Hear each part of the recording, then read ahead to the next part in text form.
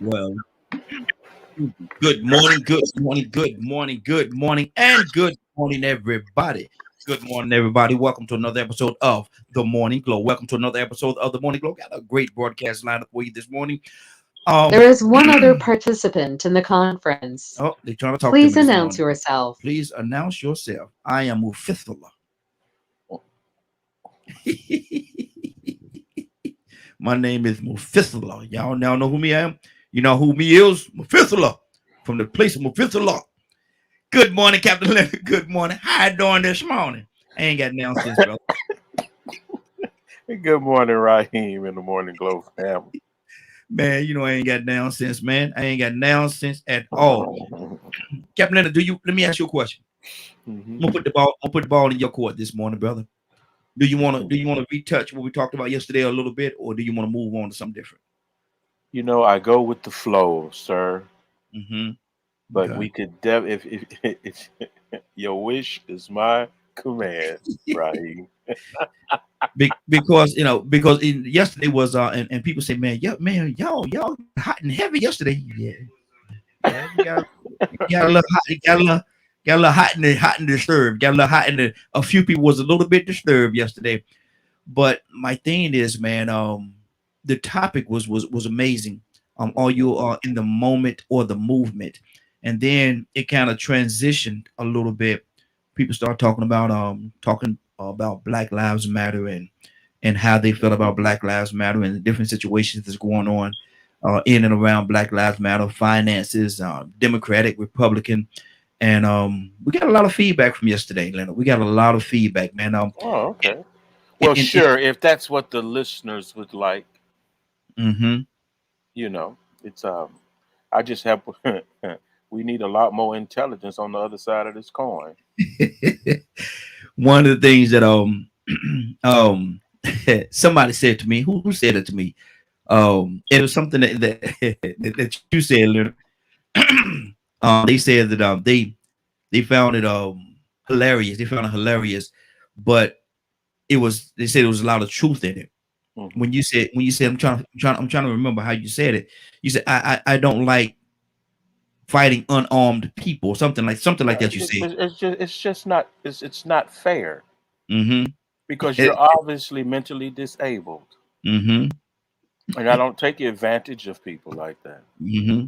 Yeah. And man, I'm look. real. I'm a real mercenary type person. Mm-hmm. I'm for the cause. I'm for the cause 24/7. Mm-hmm. Especially if it's a righteous cause. I mean, come on, it's just pure ignorance on the other side. Yeah. Yeah. I can't help it because you're on that side. Mm-hmm. But you can't, I'm not the type of person that you're gonna sit and just lie and repeat lies and just for conversation's sake. We neither Of one of course. us learn anything. Exactly. Exactly. A question was asked to me yesterday too, and I don't know the answer to this, man, Hmm. and I don't even know it to be whether it's factual or what, because I don't come in Yes, contact sir. with a lot of Black Republicans. Maybe you do, Hmm. and maybe you can address this problem or this situation. They said that a lot of times Black people that happen to be Republican always think that they're smarter than every other Black person. Do They you find do. that to be true? Yeah. It's like house nigger syndrome. Mm, mm, It's just like that. mm-hmm. It's sad Yeah, yeah. because when you have all this information at your fingertips to Mm-hmm. still come up on the wrong side of humanity is an issue for me. Mm-hmm. It's not like I'm just so in love with any of it, like the Democratic Party or anything. Yeah. That's just where that's just the most righteous place for me, Mm-hmm. for my Mm-hmm. causes, for the people that I support, for the agenda and the opportunities and the resources and everything that this particular group is trying to provide for the masses of Americans. Mm-hmm. I'm not into it for all this selfish foolishness. There are people who live in peril every day, and while people sitting here, what's that big fancy where whatever it is, I forget. Just vomiting all this ignorant rhetoric. Mm-hmm. It's completely, it doesn't help anything. Nothing. It's just a bigger part of the smoke screen to separate individuals. We should come together. No, not over your ignorance. Why would I come together with other ignorant people? Mm-hmm. And I'm not ignorant. Why would I do that? It doesn't make sense to me to be against people in need. Mm-hmm. I'm sorry, I can't. The righteousness in me won't allow me to do that. It won't allow me to just disregard the plight of elderly people and children and public education, which I have dedicated my life to that study and 2 doctoral programs in K through 12 and higher education. Why would Mm-hmm. I want to? I can't even drink from the water that you have anymore Mm-hmm. because Mm-hmm. it doesn't provide me with any refreshment at all. Wow. And to say some of the things that people say with their chests out these days is awful, Mm-hmm. man. How can you stand for folks that do certain things? How can you be on the side of the devil in these issues? Mm-hmm. There is not one good reason for me to ever side with those types of individuals or that agenda. Exactly. Come And on. I don't have to like it, I don't have to love it or anything. It just seems right to me to care Mm-hmm. about other human beings Mm-hmm. without prejudice. Yeah. You understand what I'm saying? Mm-hmm. So, Exactly. and I don't look at this as some huge moral accomplishment. Mm-hmm. I feel it in my bones, in my spirit, when something is evil and wrong. Mm-hmm. So, I can't go along with the other side because that's what they support. And you can sit here and try to make it like it's something else. Mm-hmm. Try to You dress it know, up. exactly. You can try to dress it up, put your own little spin on it or whatever, but it's still unrighteous behavior Mm-hmm. and an unrighteous choice, in my opinion, to choose to be a part of an agenda that seeks to disenfranchise so many people.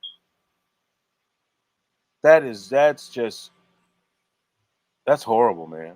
That's Mm-hmm. horrible to me. That's a lot like, oh, that is actually what racism is. That's just like Mm-hmm. racism. That's just like Same. racism. One and the same. Yeah, pretty much. It's Mm-hmm. a divisive tactic based on ignorance, Mm-hmm. and we have to suffocate that. Why is it, Leonard? And this is a question too. Why does it still exist? This is soon to be 2022. This is, man, we've been in this thing a long time. It's soon to be 2022. So why does that still exist? Good versus evil will always be here. Mm-hmm. We will always struggle with good versus evil Mm-hmm. until, and from my perspective, until the righteous one comes back. Mm-hmm. Mm-hmm. I'm glad you said that, Leonard. Because I want to go here. I'm gonna switch gears just a little bit. And the phone lines are open excuse me, 508-924-3521. 508-924-3521. Give us a call. We love to have your input.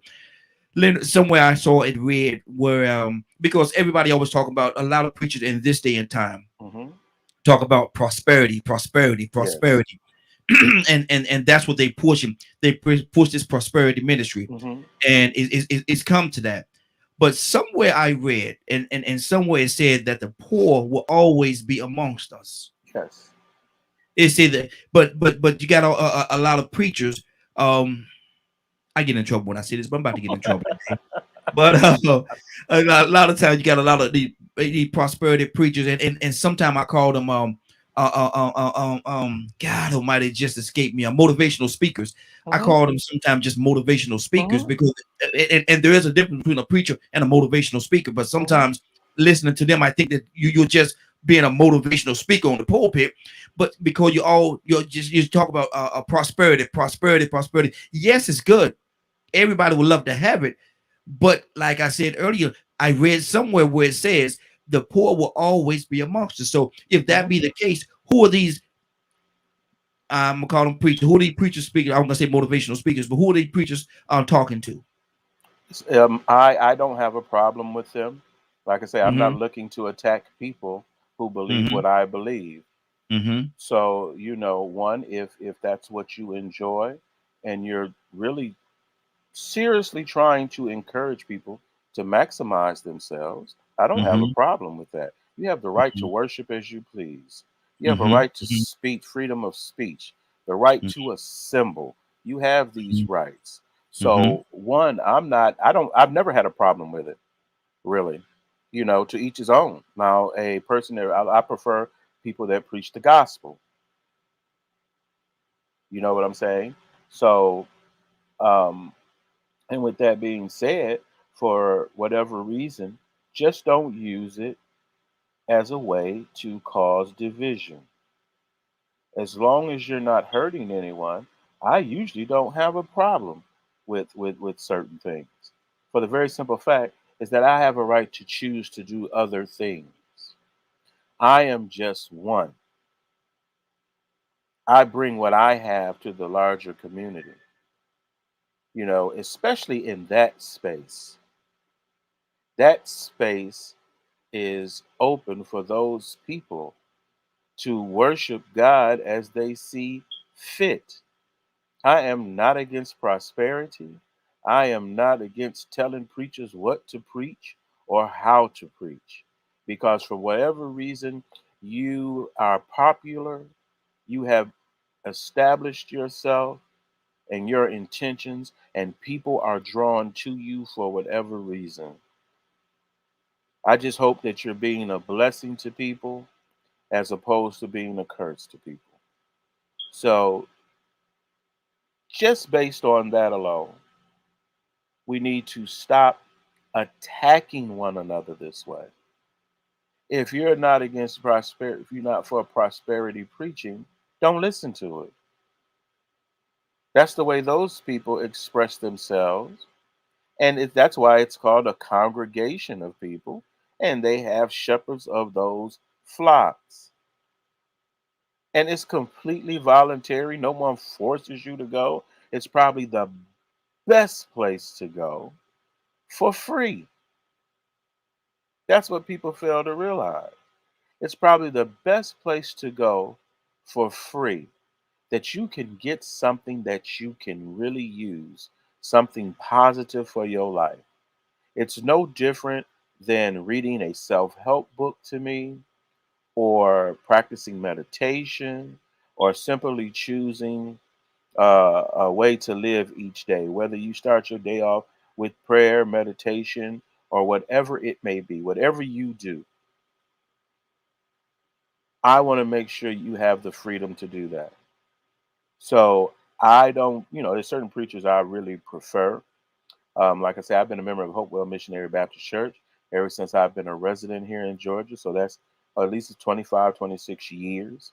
I enjoy Bishop William Shields. I always have.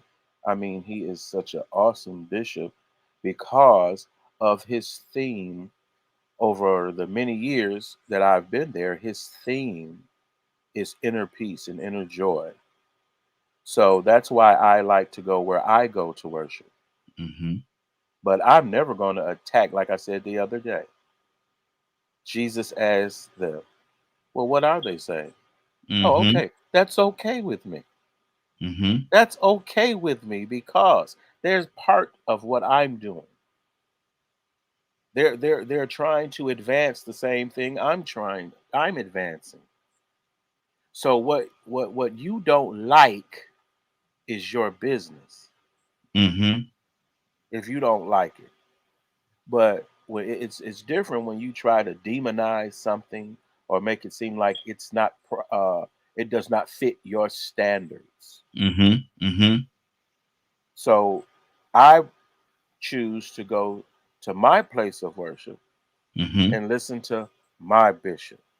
Mm-hmm. I never consider what anyone else does as like I got some kind of control, or they shouldn't do this or that. There should be prosperity preaching. Mm-hmm. You should be preaching prosperity. What else you gonna preach? Well, Once you saved, what else is there? once you're saved, once you're Yeah, saved, and once you saved, okay. what else is there?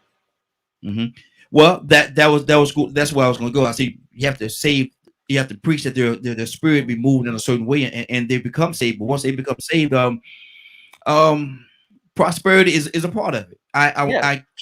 It is a part of it, but at the same time, there's other elements in there as well. Treating people right, because sometimes the way that They preach that just as people get well. money, sometimes the way that people get their money is not favorable, Well, man, because I mean, sometimes people, and you would think that they wouldn't do that or would be that way in the church, but truth of the matter, sometimes they are. well, I've Sometimes. never been to a bad church, Hmm. really. That I don't, because I don't church hop and things Yeah, like yeah, that. So I've been a member of the same church, like I said before, for and you're in a good church. about I know, I know, 25, I know your 26 bishop. years. I know your Yeah. bishop, man. You're in a great church. So you Yeah. know, it's what you want it to be. What you Hmm. get to choose. Man, you get to choose that. Hmm. You get to enjoy that. Hmm. You know, don't choose nothing. Just start mess with people. You Yeah. know, if people are happy with where they're going to worship, man, that's what I love about this place called America. Hmm. You can do that. You have a right to assemble and worship how you see fit. And this whole criticism, I understand. I'm not, somebody can call in with more in-depth definition of what they call prosperity preaching. Hmm. But one, or if you want me to think about Do a you? particular preacher, maybe I don't know. No, because we open the can of worms. We do that. But my thing is this right here. How do you feel, Leonard? And I know how you feel. Hmm. We've had conversations on this, but I want Hmm. this is what the listening audience right now. How do you feel about in the pastors, preachers, apostles, bishops, or whatever, having overabundance of different things by way of their congregations, not based on like I call the name TD Jakes. He make a lot of his money from selling books and stuff like that. His works. He's one of my favorites. Yeah, he make. I listen to him every day. Yeah, I mean, he make a lot of his money. He make it, and people don't realize he I have writes several books. books. I have several Yeah, of his books. and that's how he make a lot of his money. And so I don't know if I'm gonna put him in the area of what I'm talking about. But you have some preachers, they want to make their money, large and small churches, off the congregation, and that's that's their bread and their butter. I sometimes have an issue with that.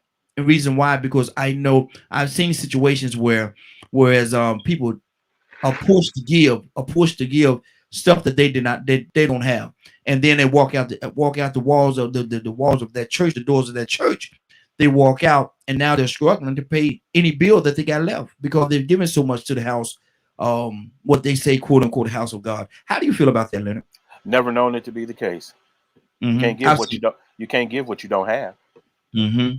You cannot give what you don't have. And if you stupid, you was stupid, and it ain't got nothing to do with the church. Okay, I see where you're going. Okay. If you just don't have your priorities together, that has nothing to do with the church. Mm-hmm. The church can probably help you get your priorities together Mm-hmm. and come up with a great plan for you that may improve how you live. Mm-hmm. You know, but I'm not into this. Oh, woe is me. The church ain't taking nothing because the church didn't force you to come there. Mm-hmm. And I ain't never known nobody charge you to get in or out. So it don't matter to me. Well, no. I've seen situations, not me personally. I've heard. Let me rephrase that. I've heard of situations where the pastor will be up there, or whoever's over there offering will say, "Look here, close the doors. We ain't raised enough today. We y'all is more." And the people they keeping people in the church until they raise a certain amount of money. I've heard of that.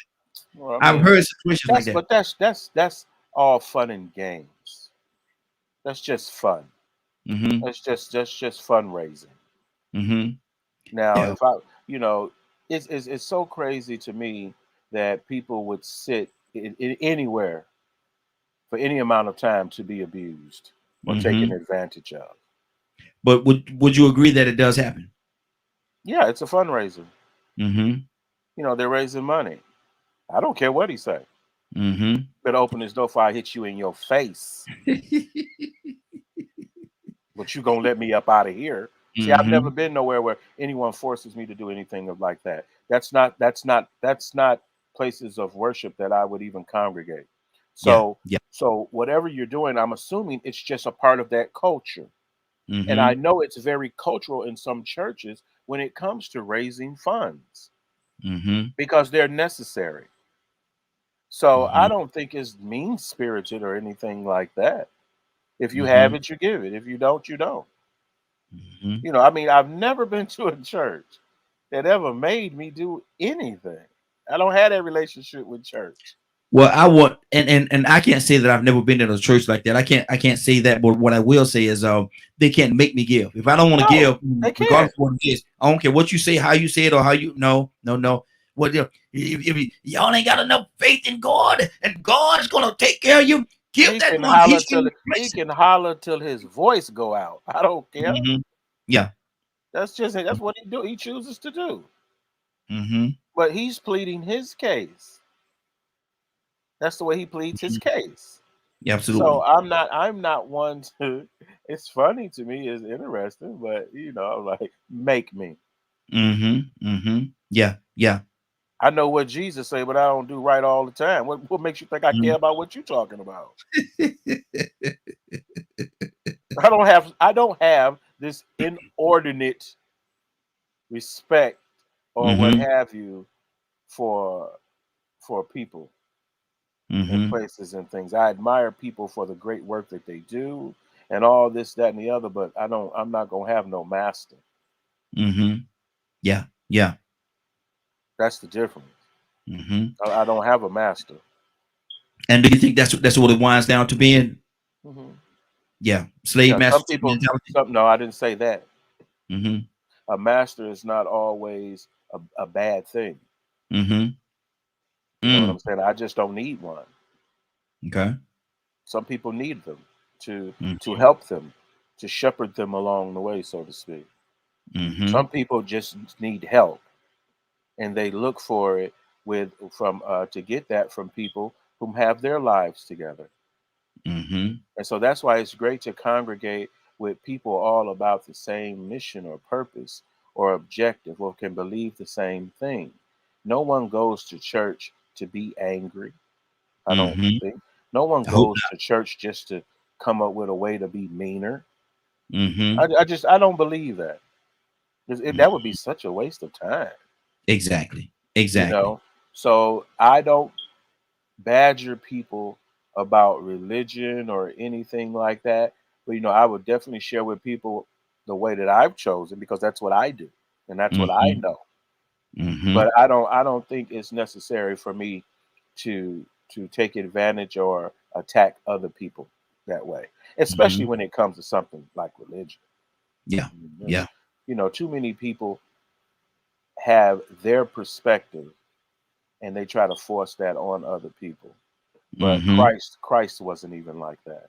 And he's given more than anyone for the church. Mm-hmm. He sacrificed more than anyone. So Mm-hmm. you can't even come close to that. Are we holding on to the example that he laid forth in all aspects of it? Are we looking at the example that Yes, that he? the genuine believers, yes, Mhm. Okay. because that's all that we're about. Mm-hmm.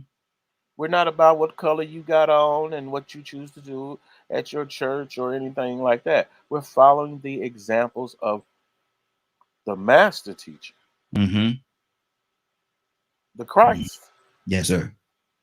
Christianity, I'm into it for a Christianity for salvation's sake and Mm-hmm. those teachings of the gospel, not what you like to do when you go to church on Sundays and stuff like that. Mm-hmm.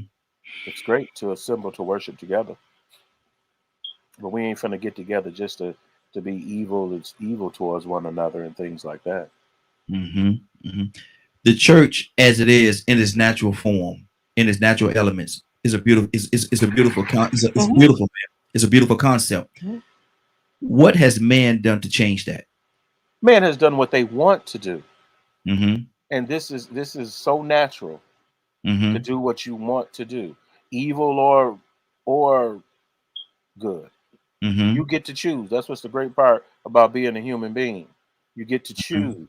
You have a power. You have the will to do what it is you want to do. Mm-hmm. Mm-hmm. You have that all day, all night. Like I tell some people, sometimes you pray for things you don't even need to pray for. Yeah. You just need to choose to do what it is you want to do. Mm-hmm. And you have Mm-hmm. to live with your choice, whether it be good or bad. And Exactly. hopefully, if you start collecting too many bad ones, you will say, you know what, maybe I need to try the other way. Mm-hmm. That's Mm. what it's all. That's what it's about, man. The other way. If it ain't working Mm. this way, I got to try something else. If it ain't working, man, Exactly. you Exactly. know. And I'm looking for guidance and help from anybody that can help me along the way. Mm-hmm. That's And good. That's it's good. constant. It's constant. It don't stop, Mm. man. Mm. Every day is a new day to try Mm-hmm. to get it right. From my perspective, Is every day a new challenge? yes, every day. For me, it is. Mm. For me, it is. Okay. I, Okay. I I That's can't good. I can't speak for everybody else, Mm-hmm. but Mm-hmm. for me, it is. Yes, yes, that's good. We got a call, and the phone lines are open 508-924-3521, 508-924-3521. Give us a call. We'd love to have your input. Got a caller. Caller, what's your name? Where you calling from? Cassandra calling from Atlanta.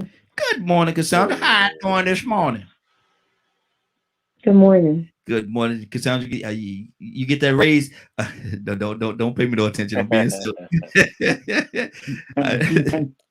But Cassandra, we're talking about right now the church in its natural element, in its natural stages, and what the way it was created is a beautiful is a beautiful thing. It's beautiful. It's absolutely it's amazing. It's absolutely amazing. What has man done to change or tarnish that, Cassandra? Everything, Wow. everything. Mm-hmm. We are so far from, to me, most churches Mm-hmm. are so far from what Scripture describes the church as being. I, it was about doing things and coming together and making a difference and Mm-hmm. being supportive, and I mean that's just the church that scripturally I see, Mm-hmm. and we've gotten away from that. Mm-hmm. The Bible talks about taking care of the elderly, taking care of the orphans, Mm-hmm. feeding, helping make sure that if your brother's in prison, visit them if they're sick. But it's so many things that the church just does not do.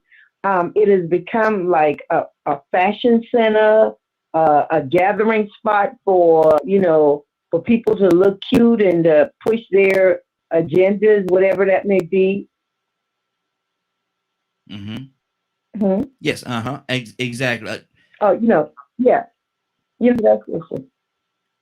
And so, me and Leonard talked this morning, Cassandra, and I want to have your take on this as well about prosperity preaching. Um, what do you think about prosperity preaching? Because somewhere I read, and we spoke about it this morning, where the poor will always be among us. And so, Yes. if that be the case, there's always going to be poor people. And so, this prosperity preaching, how do you feel about that? And we're not gonna call any names, but some of the pastors is actually pushing prosperity preaching. Yeah, I don't have a problem with people talking about prosperity, but when you base your entire ministry on that preaching style or technique, Mm-hmm. it's sad to me because you have a lot of people in your church. You have, especially the ones with mega churches, that will never attain what you're saying. Mm-hmm. So why are they there? What is their purpose? Because we will have the poor with us always. And Mm-hmm. I'm not saying that you should not teach prosperity because the Bible talks about it.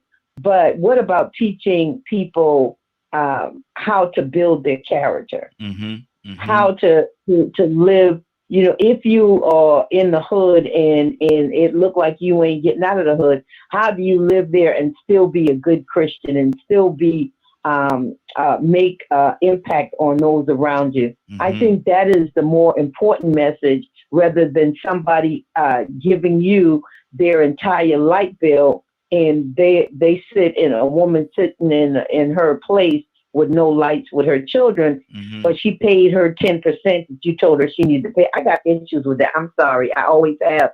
I've got issues with that. And I've seen it happen many times over the years. Exactly. And that's what I was saying about earlier as well. I've seen, or I keep saying I have seen, I've heard stories of people going to church and the pastor actually closing the door saying, we didn't raise enough today.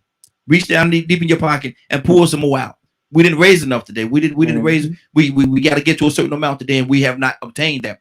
Now, all y'all reach in your pocket and pull out some more money. We're gonna send this plate back around and let's get some more money together. Cassandra, I don't know about that. Happened. Yeah. Oh yeah, it happens. I've sat in churches where I've seen that type of thing happen. A prophet comes in and tell people, to give $500, and then literally will point people out, and you sitting there because I've been wanting he's like, I need you to write me a check for $500. I don't care how I look, Negro. I do not have $500 to give you. Period. Point blank. And I think it's sad that is where the churches come to in a lot of instances. Not all churches. I'm not, and please, I don't want to offend anybody, but I'm just telling what I've seen in almost I've been saved now 41 years. 41 years. I'm just saying. Yes. And been in leadership most of that time. Exactly. Captain Leonard, talk to me, brother. What's on your heart? Oh, like I said, it's to each his own. I'm like Cassandra. I mean, I embarrass you before you embarrass me. I can tell you that right now. So if you want to give me the mic or put me on the spot and say, I know if I don't care if I got $1 million in my pocket, if I don't want to give it to you, I'm not one thin dime, and ain't nothing you can do about it. Take it from me. So I don't buy into all that foolishness in the first place. And prosperity as a theology in itself, I don't have a problem with. But like you say, it's the perception of what money is and what money does and things like that is the issue. Because like I say, ain't nobody put a gun in your head and made you go to no church, nor put money in a church. Yeah. That I know of anyway. So that preacher can preach till he fall out and turn blue from lack of oxygen. That's his business. If you don't want to give, you ain't giving. Man, come on. That's why I can't. I understand some people be hurt and some people just gullible, but get over it. Get over it. And what you need to do is look at why you're there. Why are you there? If that's the situation, and you don't approve, why are you there? But prosperity and things of that nature, I don't have a problem with, because if you're not, what is the opposite of prosperity? You don't want to be there. Poor. Exactly. Yeah. Jesus coming to give us this type of life, and that we can have this life abundantly. So how you do that in a Christian way. I can't say that a man who preaches does not deserve wealth.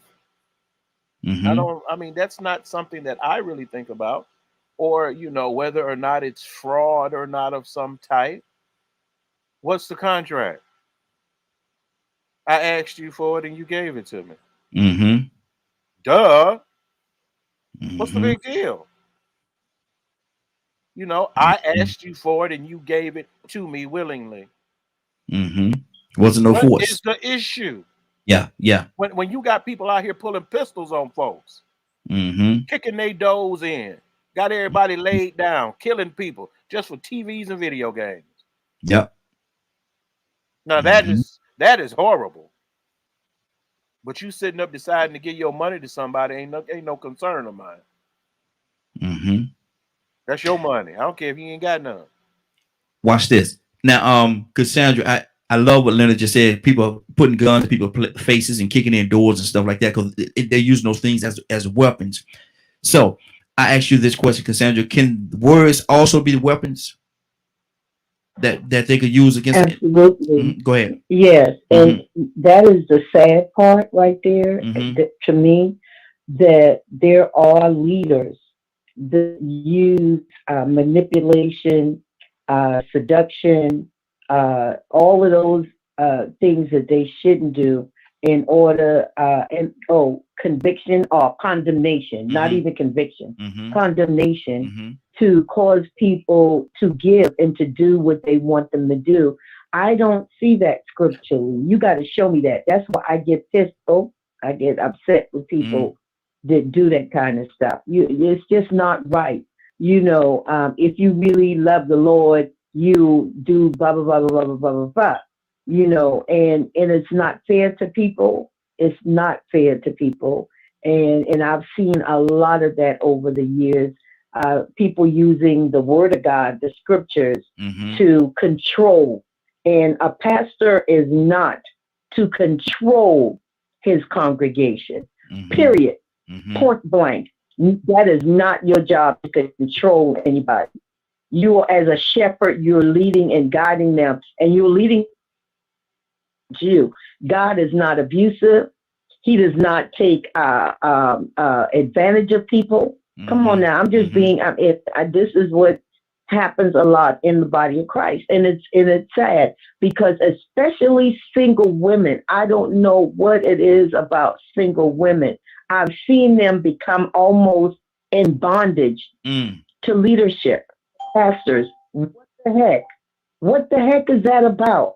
They Mm-hmm. become I'm talking, they may not take care of home, but they gonna make sure the pastor's okay. Where's that? Where show me that. Mm-hmm. Show me that scripturally.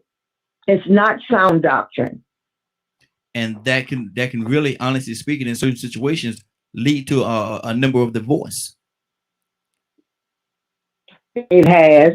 Mm-hmm. Wow. I know some. It has. Wow. But see, and we point out these different things, Cassandra, but I have to say this. That's not the church, though. Those are individuals that's in the church. Like I said earlier, the church is a beautiful thing. And the way that is set up Oh, and the way that it is by design is beautiful. It really is. And so I don't think we can charge the church with that. We have to charge the individuals. What do you say to that? yeah. I mean, I agree. But who's the church? Mm-hmm. Because the church isn't a building. Yeah. Who's Yeah. the church? Mm-hmm. We are. It's the leadership. It's the people. Mm-hmm. I mean, bottom line, Yeah. we represent the church. It's not a building. Mm-hmm. A building ain't nothing but a building. Yeah. Yeah. Mm-hmm. You know. That's good. That's good. So I just Mm-hmm. I'm with you. I'm with you. I'm with you 110%. Absolutely. Curtis, good morning. How you doing this morning? Big bro, what's up? What's going on, big sis? good morning. Man, Morning. Lovely to hear your voice this morning, sis. Love you, bro. now, now, I now, love you too, baby. now, Leonard, now, Captain Leonard right there too. Now you can't leave Leonard out now.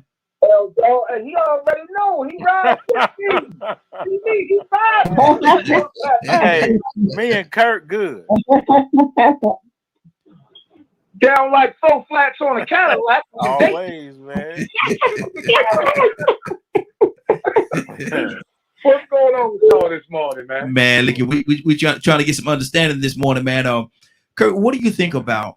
What do you think of? And I'm gonna preface by saying this right here. Somewhere I read where there will always be the poor will always be amongst us. We know that it's written.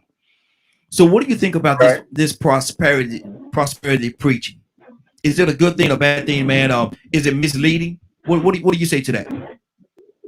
Well, I think you said everything. You wrapped it all up as to exactly what it is. Mm-hmm. Prosperity preaching can be powerful if the prosperity is actually trickling down.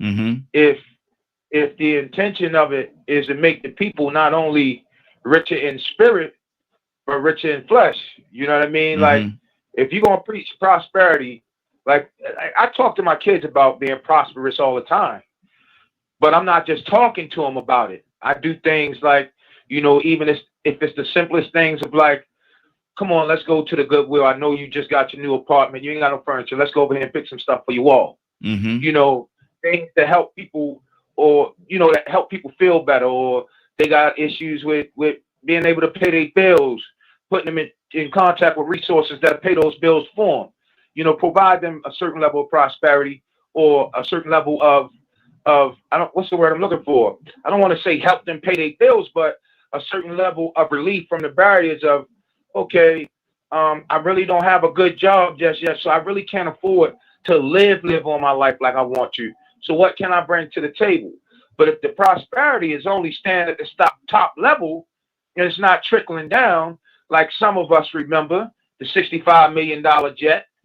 Some of us remember the $1.5 million. That the church is not, like Cassandra, my dear sister, said. The church is not a building. It is not a building. The foundation of the church is in the family. The family, in my opinion, I could be wrong, but in my opinion, the greatest institution that God ever created was the family. That's why the devil attacked the family before he attacked the building. But I'm just a dude that I ride the slow bus. Kevin Leonard, talk to me, brother. I'm gonna call right back. Let me just go and pay for my stuff. Okay. I think more people have a different point of view. Like I said, the criticism is easy. Go live the life that they live. Go find out what it is they're doing if you're interested. But don't sit up and make up your own. That's your opinion of this, that, or the other. I don't envy people who do well. I don't. And I know a lot of people who just were in the pit, man. Yeah. As the Bible, in the muck, in the miry clay.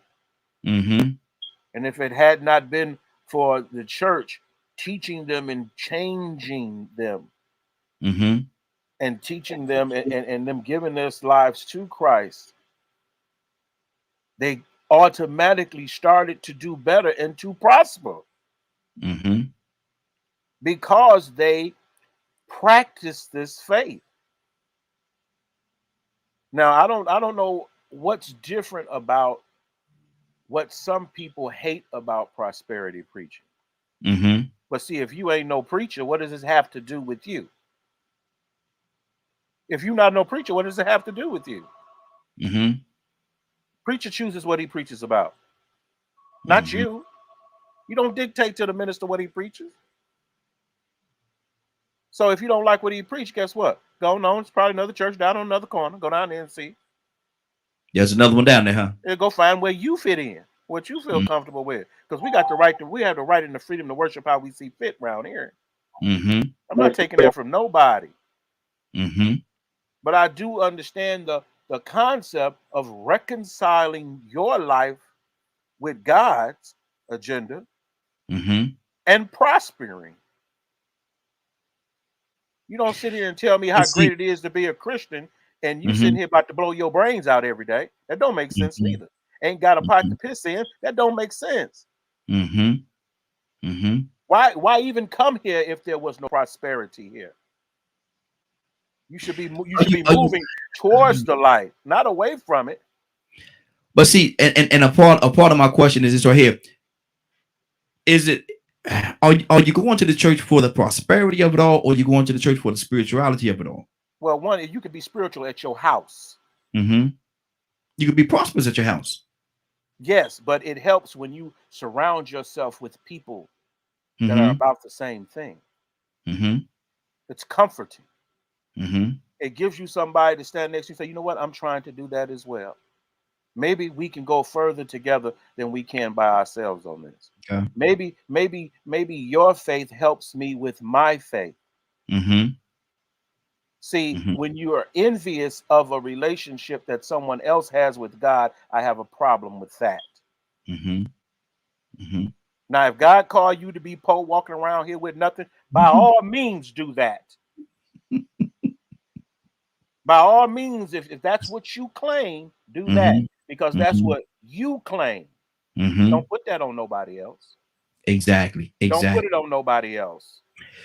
And see, I can get with that. I can get with that, but it's a lot of different and Linda, you know, if you and I get into we'll be boom boom playing tennis. But you know, let someone come on and tell me what do they preach at these particular churches if they're not preaching the gospel, because even prosperity preachers preach the gospel of Christ. But again, I say though, and I get Rico came in. I got another caller. Just call him. Go to the call as well. But again, I say somewhere I read that the poor will always be among us. And see, a lot of times when they say the poor, what are they really talking about? See, a lot of times we take a word and we grab onto that word and say poor. It automatically means not having or lack of. You know, you can be poor in a whole lot of different elements of your life. But if we say our definition of poor is in terms of money and wealth, we know it makes more sense because money and wealth has a lot to do with a person's character and what they're working on in life and their contribution to their lives. Their investment in themselves is usually reflective of those things, those choices that they have made. See, I'm not against prosperity at all. I understand prosperity as a theology, but do people misuse money? Yes. But you're not finna sit here and claim that these people are thieves if they're not taking anything from you. I'm sorry, because I mean, I know how to rob somebody. And it don't look nothing like church. It don't look nothing like church. Well, again, you just opened the door for 3 different lanes for me to go down. But let me go to Rico. Rico, good morning. How you doing this morning? Man, I can't complain, man. I'm doing pretty good. Grand rising, everybody. How y'all doing, man? Right, good morning. Hey, doing good. We're talking about somewhere I read where the poor will always be amongst us. And now we're talking about prosperity and prosperity preaching. Is it a good thing, bad thing? Rico, what's your heart on prosperity preaching? Well, you said it then. You know what I'm saying? If you're speaking on poor, you know what I'm saying? To me, I think you would be talking about people that lack knowledge and morals and integrity and honor and all kind of things too. Compassion. You know, a lot of the things, you know, that you need to actually be humane. So, you know, I think people put it in a box because people desire money so much. You get what I'm saying? So they only think about financial wealth. You know, they forget about the wealth of love that you can spread to somebody else, or the wealth of compassion. So, you know, it depends on how they use it. And then on top of it, if they are stuck in a Joel Osteen position to the point to where it's more geared towards the money, are you teaching benevolence? Other than just your self-prosperity, because, you know, that's the way it comes off a lot of times. It's about you, and God has this meant for you, but you don't really hear as many messages as, you know, charity. You know, then you're going to get that 10% to the church, but what about your philanthropic endeavors? You get what I'm saying? I mean, like you look at people like Bill Gates. They don't even they don't preach prosperity. You know what I'm saying? They don't even preach religion. But look how much they give. So, you know, it's pretty hard to even look at a person like Bill Gates negatively when you see that he gives so much, and he says that before he leaves his world, he's going to give so much of it away because he's not going to give it all to his children. He's wanting to help people. You get what I'm saying? He don't even have to go to church for that. I don't know. Maybe he is going to church, but he doesn't. This isn't his brand. This is what he's preaching, is prosperity. So, you know, if he can preach benevolence and philanthropy, the church can too, just as much as prosperity. So, you know, you would hope that it would be a balance, because if you got too much of an abundance of prosperity, then it's going to be about greed or prosperity only. And like I said, with human beings putting it in a box and not putting it as a emotional thing or just a thing of humaneness, they're just going to leave it on the financial aspect. And so that's where the problem comes in. There. See, I'm like Tupac. You know what I'm saying? You see the preachers driving Lamborghinis and Bugattis and you see the people in the church that if TD Jakes, so when I was living in Jacksonville, TD Jakes opened up a church in Jacksonville, Florida, man. And I can remember the people that I was working with going now. And every week that was that church, and there was another church that was a mixed, I ain't gonna say denomination, but it was mixed race. You know, anybody went to it, First Baptist Church, like the oldest and biggest church in Jacksonville. And people felt like they was in a place of status if they went to these churches. But the ones that went to the TD Jakes church, when I tell you they were so superficial and materialistic, and the only thing that sounded holy was that I went to church. Pastor said. But if you listen to them, more than anything they talked about was how sharp they was when they got out the car. How they got to make sure, man, them dudes go to that church, man, they be clean, man. They go, I had to step my game up. Oh, man, I went and got me a Mercedes. I pulled up in that Mercedes, man. They're like, oh, you got you one too? I'm like, wait a minute, y'all. You talking like you pulled up on the block. You know what I'm saying? Like you pulled up at TDJ church. What you really going there for? You know, but that was his thing. And I mean, so, you know, you would hope that there's a balance within there somewhere, you know, if they're going to be preaching prosperity, and then at the same time that they're clarifying that it's not just about the finances, because you know, I think about that story where they said Jesus multiplied the fish and the bread and this and that to feed all these people when it was only so much. And he didn't sell it to make a dollar. He made, but he made it prosperous for everybody to be able to eat. You get what I'm saying? He created a wealth of this food that it wasn't enough of at first. Then he shared it. He didn't say, okay, 2 for $10, 5 for a goat, 3 for a chicken. He didn't say none of that. You know what I'm saying? He was like, okay, everybody have some. It's enough. That's humane. So you know, you got to make sure you put some balance in that. Good deal. Good deal. Phone lines are open 508-924-3521. 508-924-3521. Minister Neal, good morning. How you doing this morning? Good morning, everybody. How's everybody doing? Hey, doing good, sir. How you doing this morning? I'm pretty good. Good deal. Good. Brother, pretty good. We can't hear you, brother. Talk directly to your phone for me. I'm doing pretty good, my dear brother. Good deal. Good deal. Hey, doing good. Minister, I need to know. Somewhere I read where it says the poor will always be among us. The poor will always be among us. So what do you feel and what is on your heart about this prosperity preaching that they're doing? Is it good? Is it bad? Is it misleading? Because if the poor is always going to be among us, everybody's not going to be rich.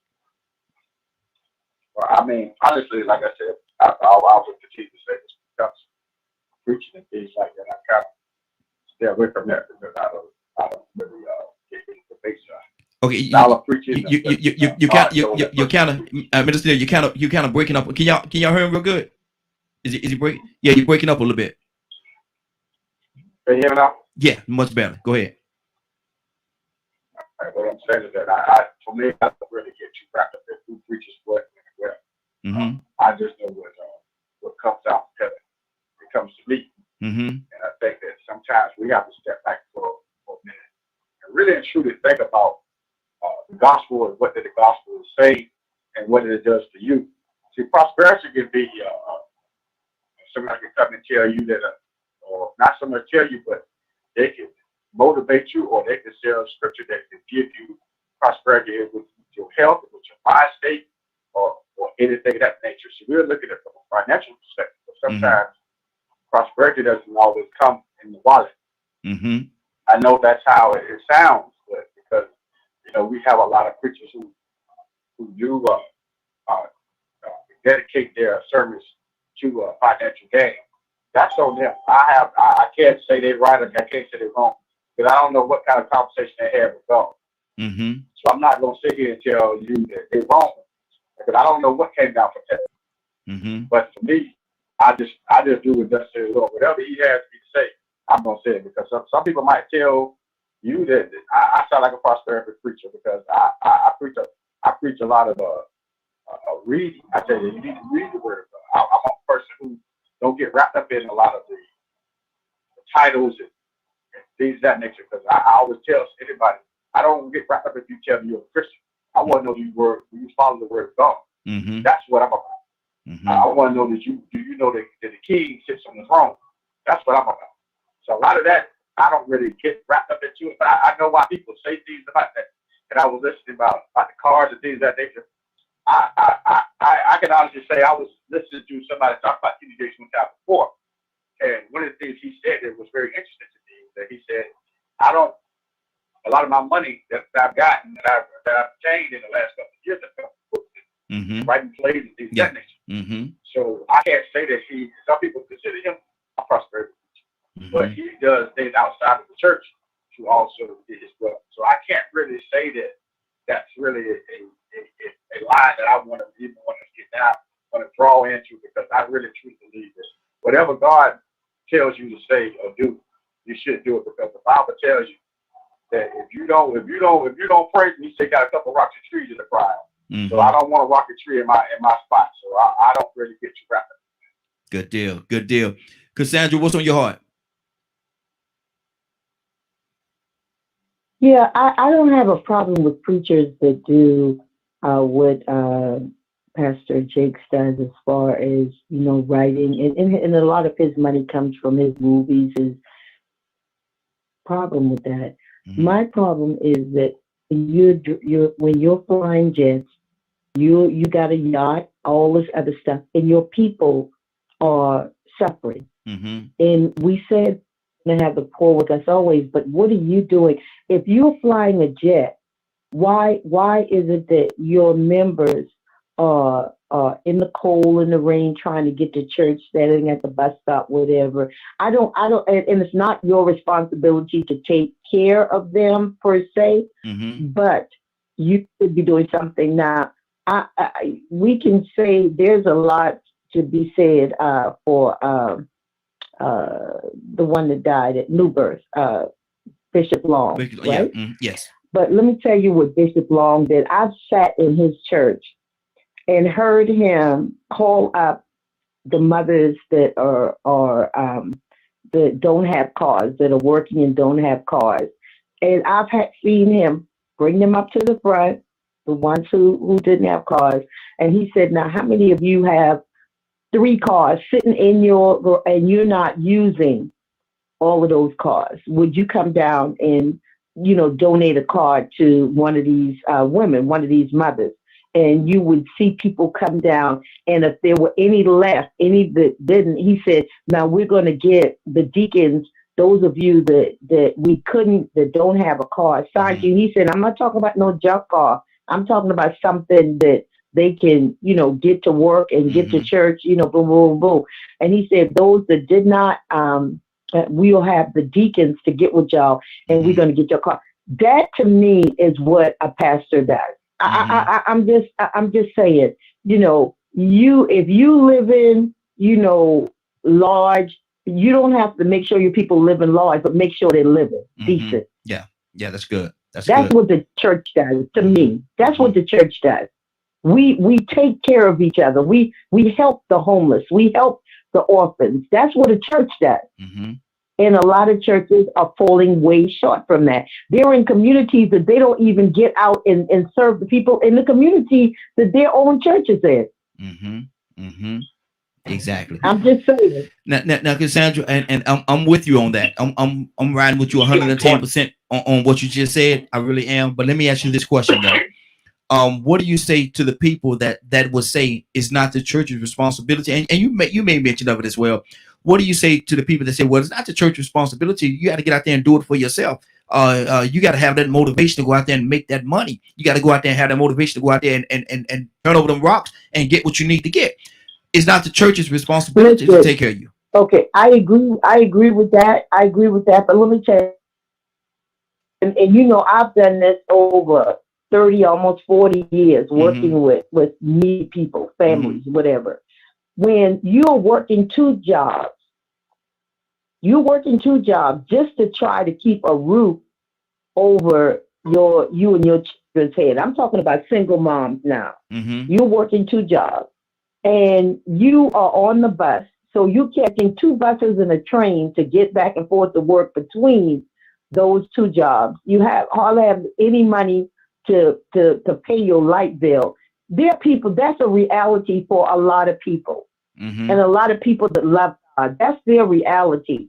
So she's doing all she can to take care of her and her children. So why not give them a hand if you can? I'm just saying, if you can, why wouldn't the church do that when you're taking in millions of dollars a week? Why would you not have programs to help? I'm just saying, you know, it's up to the church. That's do what you do. Tell it right, Cassandra. Tell it right. Cassandra, tell it right. I'm just saying.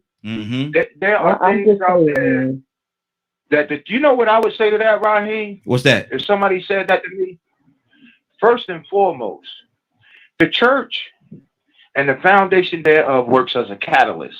And for some of us who don't know what a catalyst is a catalyst is the one thing that causes for any like atomic cell to have any kind of operation and or movement. It's what sparks the protons and neutrons and the X, I forget the other one. But the church is a catalyst that sparks that. So the fact that you can provide this young lady or this young man and his family a mode of transportation, what you're doing is you're alleviating a barrier, right? At the end of the day, Cassandra just said something about the gas and electric bill. Now I just look at my gas and electric bill. Do you know my gas and electric bill has gone up $90 in the last 3 months because of the price of gas, the price of fuel, right? The church can do things such as, this is what I'd say, the church can do things such as reaching into the coffers of, like, for example, the energy assistance programs, to where if folks need help, they can come and see one of the secretaries at the church, fill out the paperwork, get that help, and so forth and so on. SNAP, all of that. Nothing stops the church from doing that. That's number one. Number two, I'll close with this right here. You know what? When you talk about the things that the church can extend itself to help its people, right? I would respond to him, you know, with all due respect, the fact that the churches are not doing, and some theologic circles, they'll tell you that that's the main reason why Islam came about. Because according to historical data, and I don't know how true it is, because you know nowadays people change numbers, fudge numbers, that you know do a lot of things in the scope of practice that discredit or whatever. But the last time I studied, the practice of Islam originates from 6 AD. Well, prior to 6 AD, 95.9% of the region was Christians. Guess what made them move to Islam? They were paying their tithes, going to church, doing what the preachers so-called told them to do, the preachers and the Sadducees and the Pharisees told them to do, while the preachers were living good. They were not putting anything back into the community, so the people were starving. The book, if I'm not mistaken, and I could be wrong, the book says that the Archangel Gabriel came to Muhammad and basically told him, God want to see you. So Muhammad goes to see God, and God hands Muhammad a book and says, this is a book for you to bring your people out of bondage and out of oppression. And that's when the people, you know, and reading the book and believing Muhammad, decided to follow, because Muhammad was given back to the community at large. Now, I could be wrong. I mean, I might not didn't read it right, but if I did read it right, Raheem, then what is that? That's the church doing what it's supposed to do in a given community. Last but not least, if you look at these communities, these dilapidated communities, you'll find that what church used to be in those communities is gone. Wow. So the more communities you see without a church on the corner, now take a look and look at the crime rate in that community. Wow. Leonard, what's on your heart, brother? Talk to me. And we got another call or two. Rico, coming to you right after that. You know, I'm just listening. Everyone has their own views of what churches should be doing. There's enough of them to do whatever they would like. I participate with churches, try to encourage them to make sure that they have social justice ministries and things of that nature. But I do not know churches that don't do for people.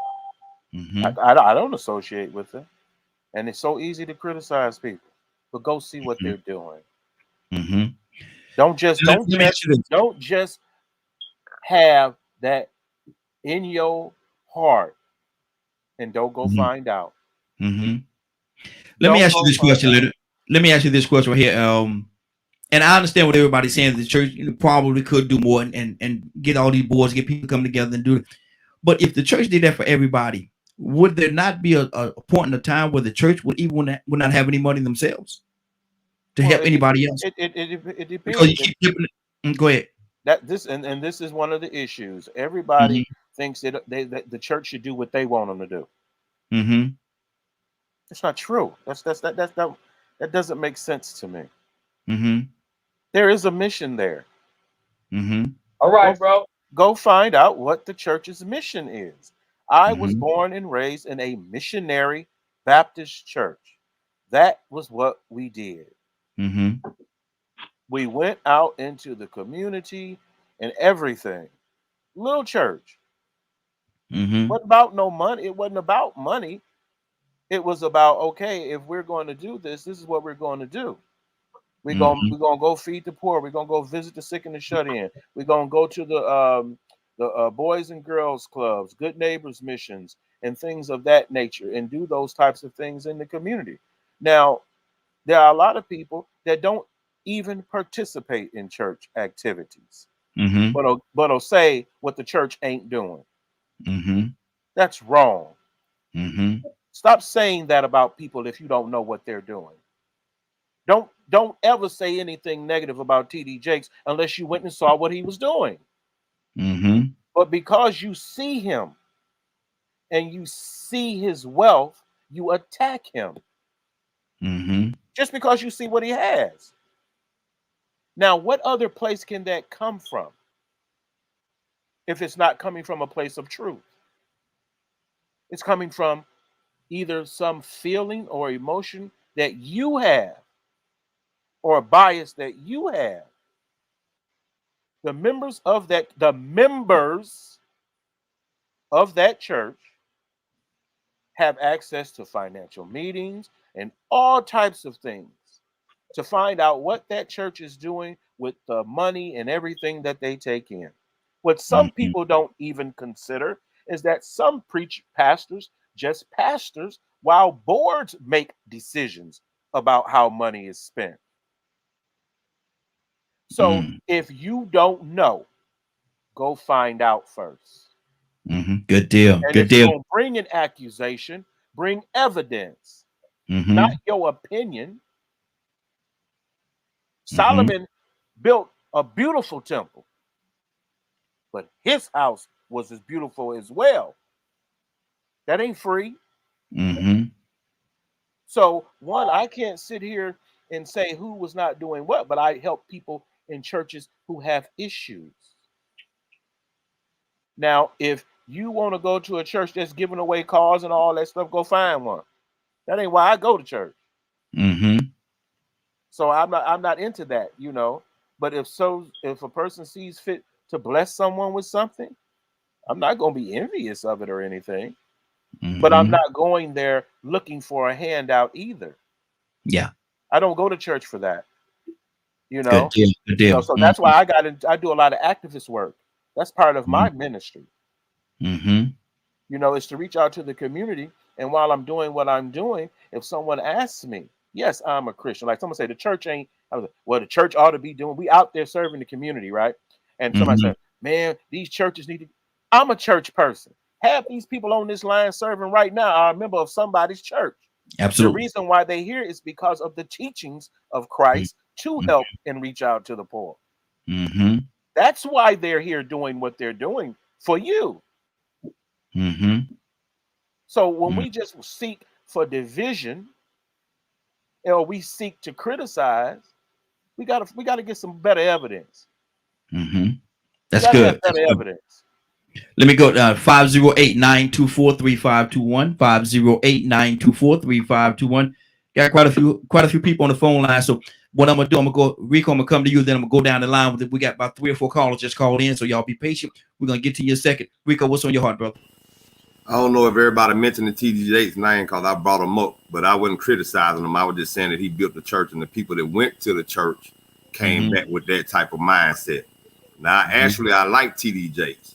I think TD Jakes is actually the type of person that does try to touch a person's spirit, you know, and so you can sense that sincerity in him. Now, Creflo Dollar, maybe that's the name I should have brought up. And I ain't got to go to his church, you know, then understand that when I mean about I don't like his type of prosperity preaching. I have listened enough to him to make me say, you know what, I'd rather listen to somebody else. See, it ain't nothing for me to listen to Farrakhan or TD Jakes. As many videos as they got, I don't listen to plenty of them. So TD Jakes has been in a pretty good place. But I'm going back to the people in the perception. So what I did, I went and looked up the word prosperity.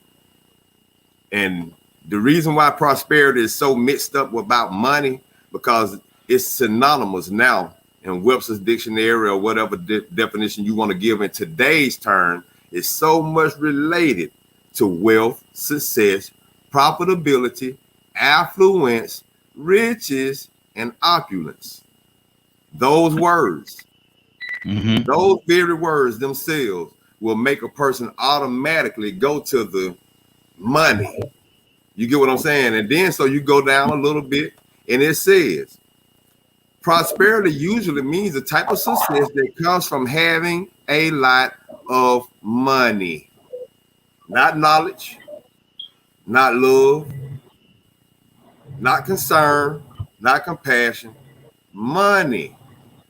If somebody wants to look it up, that's the definition they're gonna get. So when they listen to a preacher, if a preacher receives it that way, then that's the way he's gonna deliver it in that direction.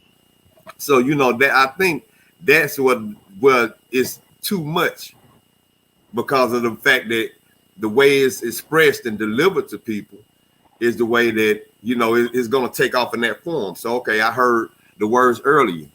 Some people say that, you know what, the church might feel like that, hey, I got mine, you got to get your too. I mean, how did you put that, Raheem, about how some people feel like the church shouldn't? You got to go out there and turn over the stones yourself, man. I got mine, you got to go out there and get your own. You got to go out there and take care of yourself.